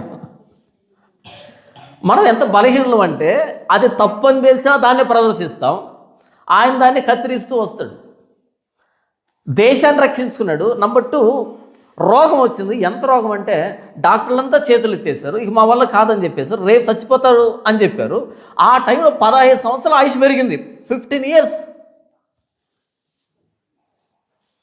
నేను అప్పట్లో చెప్పేవాడిని, ఇప్పుడు మరలా మీకు జ్ఞాపకం చేస్తాను ఒక పోలికను. ఒక ఆవిడికి యాక్సిడెంట్ అయిందంట, క్రిస్టియన్ ఆవిడ. యాక్సిడెంట్ అయింది, చావు బ్రతుకుల మధ్య తీసుకుని వచ్చారు, ఐసీయూలో పెట్టారు, ఆపరేషన్ చేస్తున్నారు. ఆపరేషన్ చేస్తుంటే ఎక్కడో ఆవిడికి లోపల స్పృహ ఉంటుంది, లోపల ఆ స్పృహలో నుంచి మాట్లాడుతుంది దేవుడితో. వెళ్ళిపోయిందంట, దేవుని దగ్గర వెళ్ళిపోయింది. దేవుని దగ్గర వెళ్ళిపోయిన తర్వాత మొరపెట్టుకుంది దేవుడికి, దేవా, ఇంతవరకు జీవితాన్ని నేను నా ఇష్టం వచ్చినట్టు బ్రతికాను, ఒక్క అవకాశాన్ని ఇస్తే నేను చేసినవన్నీ మాఫీ చేసుకుంటాను, నీతిగా బ్రతుకుతాను, నీకోసం సాక్షిగా బ్రతుకుతాను అని చెప్పి ఆయన మొరపెట్టుకుందంట. సరే, దేవుడు ఏం చేశాడు? అమ్మా, ఇక 10 సంవత్సరాలు నీకు డోకానే లేదు, 10 సంవత్సరాలు నీకు డోకానే లేదు, వెళ్ళిపో, నువ్వు చెప్పిన ప్రకారం బ్రతుకని చెప్పాడంట. అంతే, కిందికి వచ్చింది, అంటే బాడీలోకి వచ్చింది. వెంటనే ఆపరేషన్ సక్సెస్ అయింది. 10 రోజులకల్లా మామూలు వ్యక్తి అయిపోయింది. డిశ్చార్జ్ చేశారు. ఎక్కడ? ఈ వార్డులో డిశ్చార్జ్ చేశారు. ఈ వార్డులో డిశ్చార్జ్ చేయగానే యాక్సిడెంట్ ఏమై ఉంటుంది, ముఖానికి ఎంత పెద్ద ఘాటు పడి ఉంటుంది, కన్ను లొట్టబోయి ఉంటుంది, చెయ్యి వంకరపోయి ఉంటుంది, కాలు వంకరపోయి ఉంటుంది, బాడీ మీద చాలా మరకలు ఉంటాయి, ఈ గాయాలు ఉంటాయి కదా. ఏం చేసింది? ఆ వార్డులో నుంచి ఇంకొంచెం దూరం వచ్చి ఈ ప్లాస్టిక్ సర్జరీ వార్డు ఎక్కడ అని అడిగిందంట. ప్లాస్టిక్ సర్జరీ వార్డు దగ్గరికి వచ్చి ముఖానికి plastic surgery, book plastic surgery, మొత్తం బాడీ మీద ప్లాస్టిక్ సర్జరీ. అక్కడ నుంచి కాస్మెటిక్ ఎక్కడ ఉంటుంది అంటే బ్యూటీషియన్స్ ఉంటారు కదా, ఐబ్రోస్ అది ఇది చేస్తారు కదా, మొత్తానికి అంతా చేయించుకొని అలా హ్యాండ్ బ్యాగ్ వేసుకొని అలా ఈ హాస్పిటల్లోంచి బయటకు వస్తుందంట. స్పీడ్గా అంబులెన్స్ వచ్చి దడేలు అనుకుంటుంది, టప్పని చచ్చిపోయింది. దేవుని దగ్గరకు వచ్చింది. దేవుని దగ్గరకు వచ్చి పెద్ద గొడవ వేసుకుంది. అసలు నువ్వు ఏం చెప్పావు, నువ్వు ఏం చేసావు నేను ప్రార్థన చేసుకుంటే ఏం చెప్పావు? 10 సంవత్సరాలు డోకాలేదని చెప్పావు, కానీ 10 రోజులు కాకముందే అంబులెన్స్ ఎక్కి చంపించేసావు, నీకేమైనా న్యాయం అయ్యేది అని పెద్ద పెద్ద గొడవ చేసిందంట. దేవుడు అన్నాడంట, అమ్మ ఎందుకు, నువ్వు ఎవరు తల్లి? చెప్పింది, నేను 10 రోజుల కింద ప్రార్థన చేయలేదా అంటే, అమ్మ ఆ రోజు నువ్వు ఉన్న విధానం వేరు, ఈరోజు నేను గుర్తుపట్టలేక చంపించారు. ఆ రోజు ముక్కు నొక్కుపోయింది, కన్ను లొట్టపోయింది, మొత్తం అంతా పగిలిపోయింది, ఆ రోజు ఒకలాగా ఉన్నావు, ఇప్పుడేమైపోయింది, రకరకాల మేకప్ అంతా వేసుకొని గుర్తుపట్టలేదు తల్లి, ఎందుకు చంపేశాను అన్నట్టు. ఆయన మారిపోతారా గుర్తుపట్టినంతగా? పాయింట్ అంతా గుర్తుపట్టక చంపాడంట ఆయన. అంతగా మారిపోయింది, అంతగా మార్చేసుకుంది. మరి దేవుడు కూడా గుర్తుపట్టకపోతే అంబులెన్స్ ఎక్కదా? ఎక్కుతుంది ఎక్కదా? ఎక్కుతుంది. నేనేమంటానంటే 15 సంవత్సరాల ఆయుష్ పెంచుకున్నాడు హిజ్కియా. మరి ఆ మాత్రం ప్లాస్టిక్ సర్జరీలు, ఆ మాత్రం మేకప్లు వేసుకుంటాడు. గర్వం వస్తుంది, అహంకారం వస్తుంది. ఆ అహంకారాన్ని ప్రదర్శించిన అధ్యాయం పేరే 39వ అధ్యాయం యెషయా గ్రంథం. దేవుని గాలి వదిలిపెట్టేశాడు. తనకు విజయాన్ని ఇచ్చిన దేవుని గాలి వదిలిపెట్టేశాడు. తనకు ఆయుష్ను ప్రదర్శించిన దేవుని గాలి వదిలిపెట్టేశాడు. అంతా తన మీద వేసుకున్నాడు. తన గొప్పతనాన్ని ప్రదర్శించడం ప్రారంభించాడు. దెబ్బతో 27 అధ్యాయాలు ఎక్స్ట్రా వచ్చాయి. 40 నుంచి 66 దాకా 27 అధ్యాయాలు వచ్చాయి. ఏదైనా ఒక విజయాన్ని మనం సాధించిన తర్వాత గర్వం రావడం సహజమే. కానీ ఆ విజయానికి కారణం మన శక్తి సామర్థ్యాలు కాదు, మన భక్తి కాదు, మన విశ్వాసం కాదు, కేవలం దేవుడే. ఎంత విజయాన్ని ఇస్తే అంత నేల మట్టుకు మనల్ని మనం తగ్గించుకుంటే దేవుడు మెచ్చుతాడు. కానీ ఆ విజయాన్ని మన క్రెడిట్లో వేసుకోకూడదు. ఇది మన భక్తి చేతనో, శక్తి చేతనో, సామర్థ్యం చేతనో, మన నైపుణ్యం చేతనో, మన అనుభవం చేతనో జరుగుతున్నది కాదు. అంత ఆయనే. ఏం చేసినా ఆయనే. ఆరోగ్యాన్ని ఇచ్చాడా ఆయనే, విజయాన్ని ఇచ్చాడా ఆయనే. కానీ హిజ్కియా ఈ 2 విషయాలు మిస్ అయిపోయాడు. ఇదంతా నా వల్లే జరిగింది అనుకున్నాడు. అది 39వ అధ్యాయం మనం చూస్తాం. కానీ క్రీస్తుని మీరు చూడండి, ఆయన పుట్టుక పశువుల తొట్టిలో జరిగింది. ఎక్కడ పుట్టాడు ఆయన? పశువుల తొట్టిలో. ఆయన అనుకుంటే సింహాసనం మీద పుట్టలేడా? అంతఃపురంలో పుట్టలేడా? బంగారు తొట్టిలో ఆ ఉయ్యాలను ఊపించుకోవడానికి చేత కదా? నెమలికలనే వింజావరతో విసిరించుకోవడం చేత కదా ఆయనకి? ఎందుకని ఆయన పశువుల తొట్టిలో పండుకున్నాడు? హిజ్కియాకి పూర్తి ఆపోజిట్. ఈయన అంతగా తగ్గించుకున్నాడు. ఈయన తను తాను నేల మట్టుకు తగ్గించుకున్నాడు. రాతి తొట్టిలో పడుకునేంత వరకు తగ్గించుకున్నాడు. అంటే హిజ్కియాని మనం నమ్మలేం, ప్రభువైన యేసుక్రీస్తుని నమ్మొచ్చు. చనిపోయేటప్పుడు యేసు ఎలా చనిపోయాడు? రాజమందిరంలో అంతఃపురంలో చనిపోయాడా? కొన్ని వందల మంది సేవకులు చూస్తూ ఉండగా అందరి ఎదుట కళ్ళు మూసాడా? లేదు. దిగంబరుడుగా శిలువ మీద వేలాడుతూ మరణించాడు ఆయన. దిగంబరుడుగా మరణించాడు ఆయన. దిగంబరుడుగా మరణించాడు ఆయన. ఒక అక్రమకారుడుగా, 2 దొంగల మధ్య అలా మరణించాడు ఆయన. ఎంత తగ్గింపది! హిజ్కియా గర్వానికి ప్రభువైన యేసుక్రీస్తు తగ్గింపుకి ఎంత వ్యత్యాసం అంటే, తూర్పుకి పడమటికి ఎంత దూరం ఉంటుందో అంత దూరం ఉంటుంది. ఇంతవరకు నేనేం చెప్పాను అంటే, పాత నిబంధనలో ఏ భక్తుల్ని కూడా మనం అలా తీసుకోలేం మనకు మాదిరిగా ఉండడానికి. అయితే వాళ్ళు విశ్వాసాన్ని బట్టి కొన్ని కార్యాలు చేశారు, వాటిని మనం తీసుకోవచ్చు. కానీ ఆ కార్యం అయిపోయిన తర్వాత వాళ్ళు పడిపోయారు, చూసావా? దాన్ని మనం తీసుకోలేం. ఒక వ్యక్తి భక్తిపరుడు అంటే పాత నిబంధనలో ఎంత భక్తి చేశాడో అదే స్థితిలో పడిపోయాడు ఆ వ్యక్తి. అలాగే పడిపోయాడు. దేవుడు ఏదైతే పాజిటివ్గా చూపెడతాడో పాజిటివ్గానే మాట్లాడుకుంటాం, ఏదైతే నెగిటివ్గా రాస్తాడో నెగిటివ్గానే మాట్లాడుకుంటాం. మనం ఇప్పుడు హిజ్కియాని తప్పు పట్టలే, దేవుడు తప్పు అని చెప్పిన దాన్ని వివరించుకున్నామంతే. ఇంకొకసారి చెప్పరా, హిజ్కియాని తప్పు పట్టట్లే మనం మంచోళ్ళమి, హిజ్కియా ఇలాంటి వాడని చెప్పట్లే.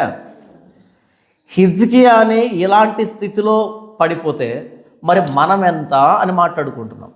అపోస్తలుడైన పౌలే హెచ్చిపోతే ఆయన అపవాది దూతలాగా నలగొట్టబడితే దేవుని చేత, అంత గొప్ప సువార్త యోధుడు, వీరుడు. మరి మనం ఎంత అని మనల్ని మనం పరీక్షించుకుంటున్నాం. పేతురే ఇలా అవిధేయుడైతే, అవిశ్వాస అయితే మరి మనమెంత అని ప్రశ్నించుకుంటున్నాం. బైబిల్లో దేవుని చేత ఆమోదం పొందిన భక్తులే మన విశ్వాసానికి మాదిరి కాకపోతే, పూర్తిగా వారిని తీసుకోవడం సాధ్యపడకపోతే, ఈరోజు భక్తులుగా చలామణిలో ఉన్నటువంటి వ్యక్తుల్ని మనం అలా తీసుకోవచ్చా? ఇంకొకసారి అడిగినా, బైబిల్లో దేవుని చేత ఆమోదం పొందిన లేఖనాల్లో లిఖించబడిన భక్తుల్ని 100% ఇలా తీసుకోవడానికి సాధ్యం కాకపోతే, మరి ఈరోజు బైబిల్తో సంబంధం లేకుండా మనుషుల దృష్టిలో పేరు ప్రఖ్యాతలు సంపాదించుకున్నటువంటి వ్యక్తుల్ని 100% అలా తీసుకోవచ్చా? తీసుకోలేం కదా. అంటే ప్లస్ మైనస్ రెండు ఉంటాయా? ప్రతి మనిషికి ఏముంటుంది? ప్లస్ ఉంటుంది, మైనస్ ఉంటుంది. ఏం తీసుకోవాలి మనం? ప్లస్ తీసుకోవాలి. మైనస్ ఏం చేయాలి? తీసుకోకూడదు. మీకు అర్థమయ్యేటట్టు చెప్తాను. బ్రదర్ భగత్ సింగ్ గారు ఉన్నారు,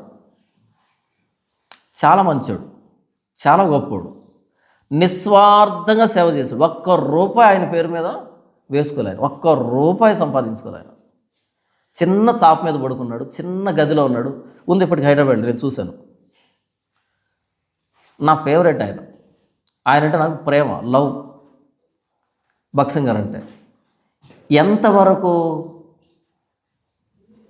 ఎంతవరకు నిస్వార్థమైన సేవను బట్టి. ఆ రోజు మెయిన్ స్ట్రీమ్ చర్చెస్ ఏవైతే ఉన్నాయో, ఆర్సిఎం చర్చ్ కానీ లేదా సిఎస్ ఇలాంటి మెయిన్ స్ట్రీమ్ చర్చెస్ ఉంటాయి కదా, ఆ చర్చెస్ని ఎదిరించి నిలబడ్డాడు. ఆ రోజు ఆయన ఎదిరించి నిలబడ్డాడు. ఆ రోజుల్లో బాప్తిసం ఇచ్చేది ఎవర్రా అంటే వాళ్ళే.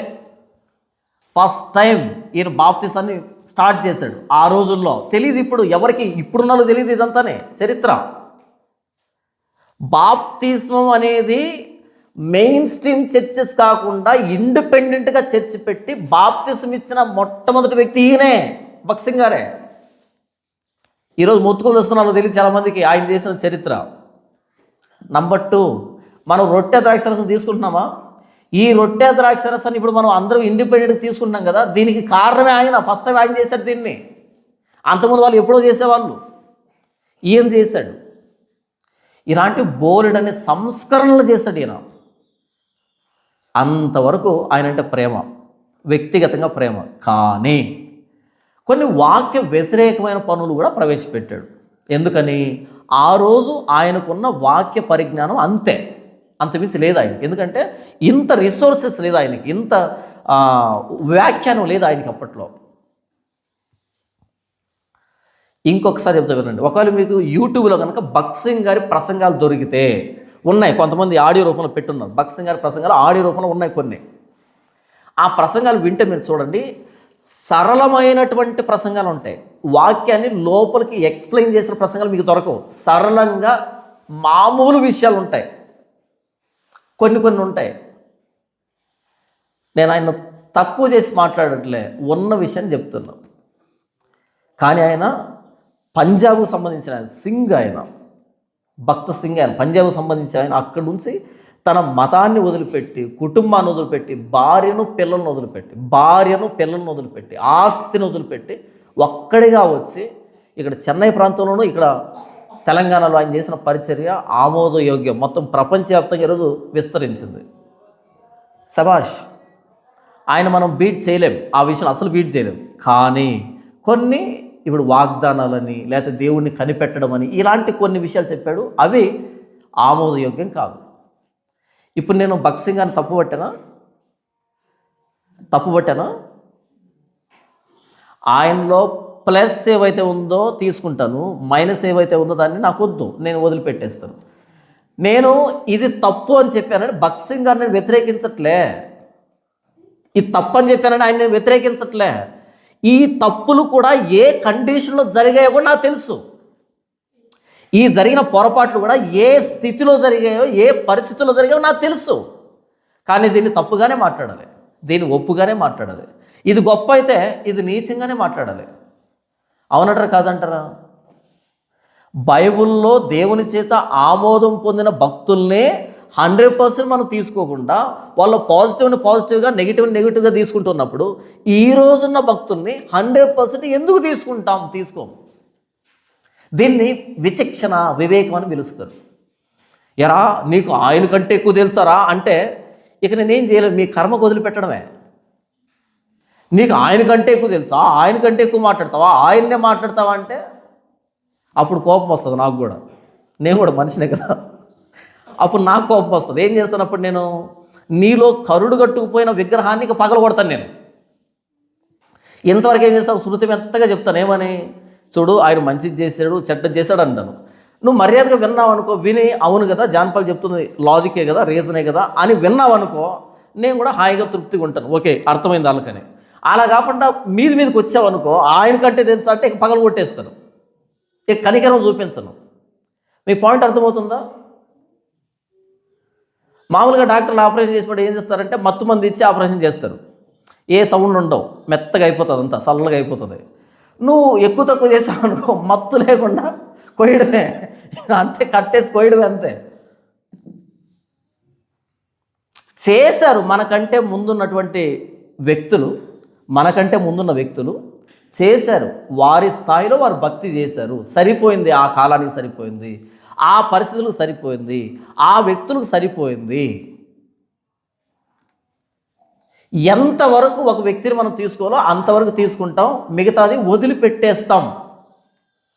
మనం ద్రోహి, దొంగ, నీచుడు, నికృష్టుడు మాట్లాడటంలే, ఈ కండిషన్ ఇలా జరిగింది, ఈ పరిస్థితులు ఎలా జరిగిందని మాట్లాడుకుంటున్నాం. ఓకే, ఇది తెలివైన పని. అలా కాకుండా ఒక వ్యక్తిని తీసుకుంటే 100% తీసుకోవడం, ఒక వ్యక్తిని కాదంటే 100% వదిలిపెట్టేయడం, ఇది మూర్ఖత్వం అంటాం.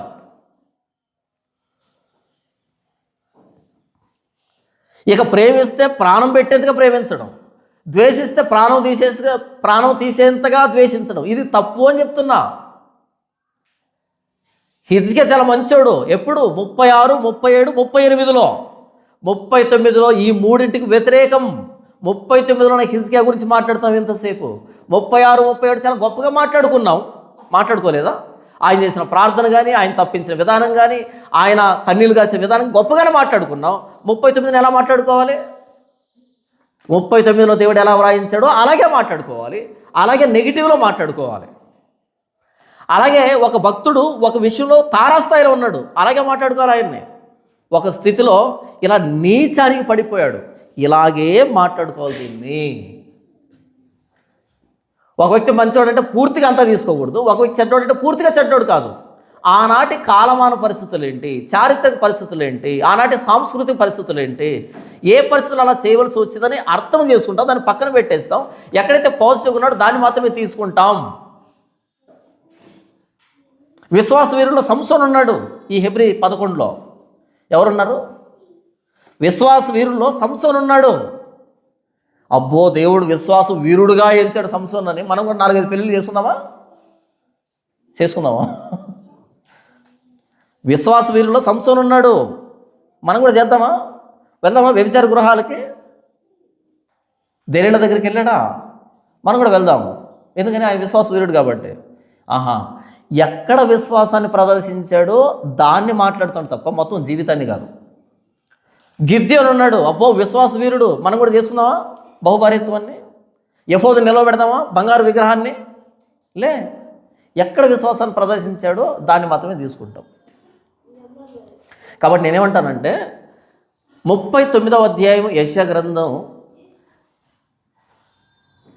అత్యంత భక్తి శ్రద్ధలు ప్రదర్శించి, విశ్వాసాన్ని ప్రదర్శించి, కన్నీళ్లు కార్చి అటు దేశాన్ని రక్షించాడు, ఇటు దేహాన్ని రక్షించుకున్న హిజ్కియా ఈ 39వ అధ్యాయంలో అహంకారాన్ని ప్రదర్శించి దేవుని మహింపరచుకున్న తనను తాను మహింపరచుకొని దేశం సర్వనాశనం కావడానికి, 70 సంవత్సరాలు చెరలోకి పోవడానికి, అనేక మంది నాశనం కావడానికి, చనిపోవడానికి కారణమయ్యాడు. అనేక మంది నపుంసకులు కావడానికి కారణమయ్యాడు రాజైన హిజ్కియా. ఈ 39వ అధ్యాయం అన్నది టర్నింగ్ పాయింట్, అది మలుపు, యెషయా గ్రంథానికి మలుపు. ఈ 39వ అధ్యాయం అయిపోయిన తర్వాత 40వ అధ్యాయం వచ్చేంత వరకు 150 సంవత్సరాలు చీకట్లు గడిచిపోయింది. ఈ హిజ్కియా అవిధేయత అనే చీకట్లో ఆ 150 సంవత్సరాలు గడిచిపోయాయి. కానీ ప్రభువైన యేసుక్రీస్తు వారు హిజ్కియా అలాంటి అవిధేయుడు కాదు, ఆయన విధేయుడు. ఎంతవరకు విధేయత చూపించాడంటే పశువుల తోటలో పండుకునేంతవరకు విధేయత చూపించాడు. గెత్సెమనే తోటలో కన్నీళ్లు గార్చేంతవరకు విధేయత చూపించాడు. శిలువ మీద ప్రాణం పెట్టేంతవరకు విధేయత చూపించాడు. రాతితో తొలచబడిన సమాధిలో పండుకునేంత వరకు విధేయత చూపించాడు. హిజ్కియా గర్వం దేశాన్ని నాశనం చేసింది, అనేక ప్రాణాలని బలిగొంది. ప్రభువైన యేసుక్రీస్తు వారి విధేయత మొత్తం ప్రపంచాన్ని రక్షించింది. మనందరం విమోచించబడ్డానికి, ఆయన పొందిన ప్రతి గాయాన్ని బట్టి మనకు స్వస్థత కలగడానికి కారణమైంది ప్రభువైన యేసుక్రీస్తు ప్రాణత్యాగం. కాబట్టి పాత నిబంధనలు కానీ, కొత్త నిబంధనలు కానీ, లేదా ప్రస్తుత సమాజంలో కానీ, లేదా రాబోతున్నటువంటి జనరేషన్లో కానీ ఒక మనిషిని చూసి ఈ వ్యక్తి నా విశ్వాసానికి కర్త, ఈ వ్యక్తిని 100% మనం ఫాలో అవ్వచ్చు అనే వ్యక్తి ఉండడు. ఈ ప్రపంచంలో ఉండడు. ఏ వ్యక్తిని కూడా అలా తీసుకుని ఈ వ్యక్తి పర్ఫెక్ట్ అని అనలేం. హిజ్కియాతో సహా, భక్తులతో సహా ఒకే ఒకడున్నాడు, ఆయన పేరు ప్రభువైన యేసుక్రీస్తు వారు. నేను ఎందుకు చెప్పాను ఇదంతా అని? నేను పౌలును తప్పుపట్టలే, పేతురును తప్పుపట్టలే, హిజ్కియాను తప్పుపట్టలే, ఎవరిని నమ్మొద్దు అని చెప్తున్నా, ఇంక్లూడింగ్ నాతో సహా కలిపి. ఎందుకు ఇంతసేపు మాట్లాడానంటే, నువ్వు భక్సింగ్ అనేంత తోడువారా అంటే నన్ను కూడా అనుకుంటా. నేను శుద్ధపోసనని చెప్పట్లే ఇంతసేపు. నేను ఒక్కరిని నమ్మొచ్చు మనం. ఎవరిని? మన విశ్వాసానికి కర్తని, దాన్ని కొనసాగించేవాడైన క్రీస్తు వైపు చూచుచూ ఆయన్ను మాత్రమే రోల్ మోడల్గా తీసుకుందాం. అంతే. మనం రోల్ మోడల్గా తీసుకున్నాము అంటే ఆయన ప్రభువైన యేసుక్రీస్తు మాత్రమే. ఇంకెవరిని రోల్ మోడల్గా తీసుకునేదానికి లేదు, ఆదర్శవంతంగా తీసుకునేదానికి లేదు. మిగతా వాళ్ళు మంచోళ్ళు కాదని కాదు, ఏ విషయంలో ఉచ్చ స్థితిలో ఉన్నారో దాన్ని తీసుకుందాం, ఏ విషయంలో నీచ స్థితిలో ఉన్నారో దాన్ని అర్థం చేసుకుందాం, దాన్ని వదిలిపెట్టేద్దాం. అలాగే వాళ్ళు మనం తప్పు పట్టాల్సిన అక్కర్లే, వాళ్ళు మనుషులే, నీలాంటి నాలాంటి మనుషులు. మనమంతా ఒకటేనా? నీతిమంతులు లేడు, ఒక్కడూ లేడు, అందులో ఎవరు లేరు, క్రీస్తు తప్ప, ప్రభువైన యేసుక్రీస్తు తప్ప. కాబట్టి యెషయా గ్రంథం 39వ అధ్యాయం ఏం చెబుతుంది అంటే, యెషయా గ్రంథం 39 ఏం చెప్తుందంటే, దేశాన్ని రక్షించిన హిజ్కియా తన ప్రాణాన్ని 15 సంవత్సరాల ఆయుష్ పొడిగించుకున్న యెషయా 39వ అధ్యాయంలో విలన్లాగా కనబడుతున్నాడు, బాధ్యత లేనోళ్ళలాగా కనబడుతున్నాడు, కొన్ని వేల మంది ప్రాణం పోవడానికి కారణమవుతున్నాడు, దేశం 70 సంవత్సరాల చెరలో చీకట్లో మిగిలిపోవడానికి కారణమవుతున్నాడు, శద్రకు మేషకు అభ్యర్థిగో లాంటి వాళ్ళు నపుంసకులుగా చేయబడ్డానికి కారణమవుతున్నాడు, దేశంలో ఉన్న సంపద అంతా కొల్ల పెట్టబడ్డానికి కారణమవుతున్నాడు. ఒక విలన్గా కనపడతాడు 39వ అధ్యాయంలో. ఆ 39వ అధ్యాయంలో నుంచి చాలా గ్రంథాలు పుట్టుకొచ్చేసాయి. 150 సంవత్సరాల చరిత్ర, చీకటి చరిత్ర నడిచింది హిజ్కియాను బట్టి. నెగిటివ్ రోల్ని నెగిటివ్గానే మాట్లాడతాం, పాజిటివ్ని పాజిటివ్గానే మాట్లాడతాం. ఎవరిని తప్పు పట్టడానికి లేం, మనమేం వాళ్ళకంటే గొప్ప వాళ్ళం కాదు అని చెప్పడానికి ఇదంతా చెప్పాను. వాళ్ళకంటే గొప్ప వాళ్ళం కాదు, వాళ్ళలోనే దేవుడు ఇన్ని లోపాలు చూపెడితే మరి మనలో ఎన్ని లోపాలు ఉన్నాయో. అయితే వాళ్ళు కానీ మనం కానీ కేవలం దేవుని కృప చేతనే ఆయన సన్నిధానానికి వెళ్ళగలుగుతున్నాం తప్ప, కేవలం దేవుని కృపతో ఆయన సన్నిధానానికి వెళ్ళగలుగుతాం తప్ప, మన గొప్పతనాన్ని బట్టో, భక్తిని బట్టో, అనుభవాన్ని బట్టో, మన చతురతను బట్టో, మన నైపుణ్యాన్ని బట్టో వెళ్ళలేము. ఆయన పాదాలు పట్టుకుని వెళ్ళడం తప్ప మన గొప్పలు అని ఆయన సన్నిధానానికి వెళ్ళము. నా విశ్వాసానికి కర్త ప్రభువైన యేసుక్రీస్తు, మీ విశ్వాసానికి కర్త ప్రభువైన యేసుక్రీస్తు. మీకు పాయింట్ అర్థమవుతుందా? హిజ్కియాను నమ్ముకుంటే దేశం నాశనం అయింది, ప్రభువైన యేసుక్రీస్తుని నమ్ముకుంటే ప్రపంచం బాగుపడింది. భక్తిహీనుల్ని రక్షించాడు ప్రభువైన యేసుక్రీస్తు. హిజ్కియా తన భక్తిహీనతతో దేశాన్ని సర్వనాశనం చేశాడు. 39వ అధ్యాయం యెషయా గ్రంథం.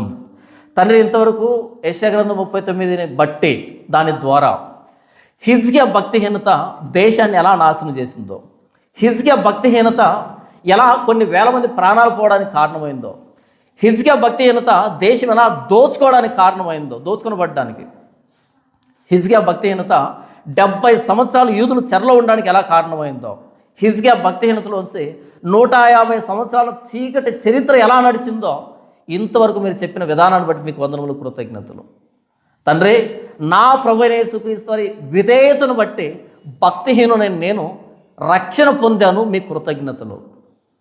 ఏ మంచితనం లేనటువంటి నేను రక్షించబడ్డాను ప్రభువైన యేసుక్రీస్తు వారి శిలువ త్యాగాన్ని బట్టి. హిజ్కియా ఏడ్చాడు, తన ఆయుష్ను పొడిగించుకున్నాడు. ప్రభువైన యేసుక్రీస్తు వారి గెత్సెమనెలో ఏడ్చిన విధానాన్ని బట్టి నేను ఈరోజు రక్షణ ఆనందాన్ని అనుభవిస్తున్నాను. ప్రభువా, ఒకప్పుడు యూదులు నాశనం కావడానికి హిజ్కియా భక్తిహీనత కారణమైతే ఈరోజు నేను రక్షణ పొందడానికి, ఈరోజు నేను రక్షణ ఆనందాన్ని అనుభవించడానికి, ఈరోజు ఇంత నిశ్చయితగా భక్తిని సాగించడానికి నా ప్రభు అయిన యేసుక్రీస్తు వారు పశువుల తొట్టి దాకా విధేయత చూపించిన విధానం, శిలువ మీద ప్రాణం పెట్టేంతవరకు విధేయత చూపించిన విధానం, రాతితో మలచబడిన సమాధిలో పడుకునేంతవరకు చూపించిన ఆ విధేయత, అందరూ బట్టి మీకు కృతజ్ఞతలు. నా ప్రభు అయిన యేసుక్రీస్తు వారి ప్రాణ త్యాగాన్ని బట్టి ఈరోజు నేను ఇంత ధైర్యంగా భక్తిని సాగించగలుగుతున్నాను. హిజ్కియా కంటే 1,000,000 రెట్లు శ్రేష్ఠుడు నా ప్రభు అయిన యేసుక్రీస్తు నా పక్షాన ప్రాణం పెట్టిన విధానాన్ని బట్టి ఏమిచ్చినారు నొస్తుంది. నా ప్రభు అయిన యేసుక్రీస్తు శ్రేష్టమైన నామములో ఆరాధిస్తున్నాను తండ్రి. ఆమేన్.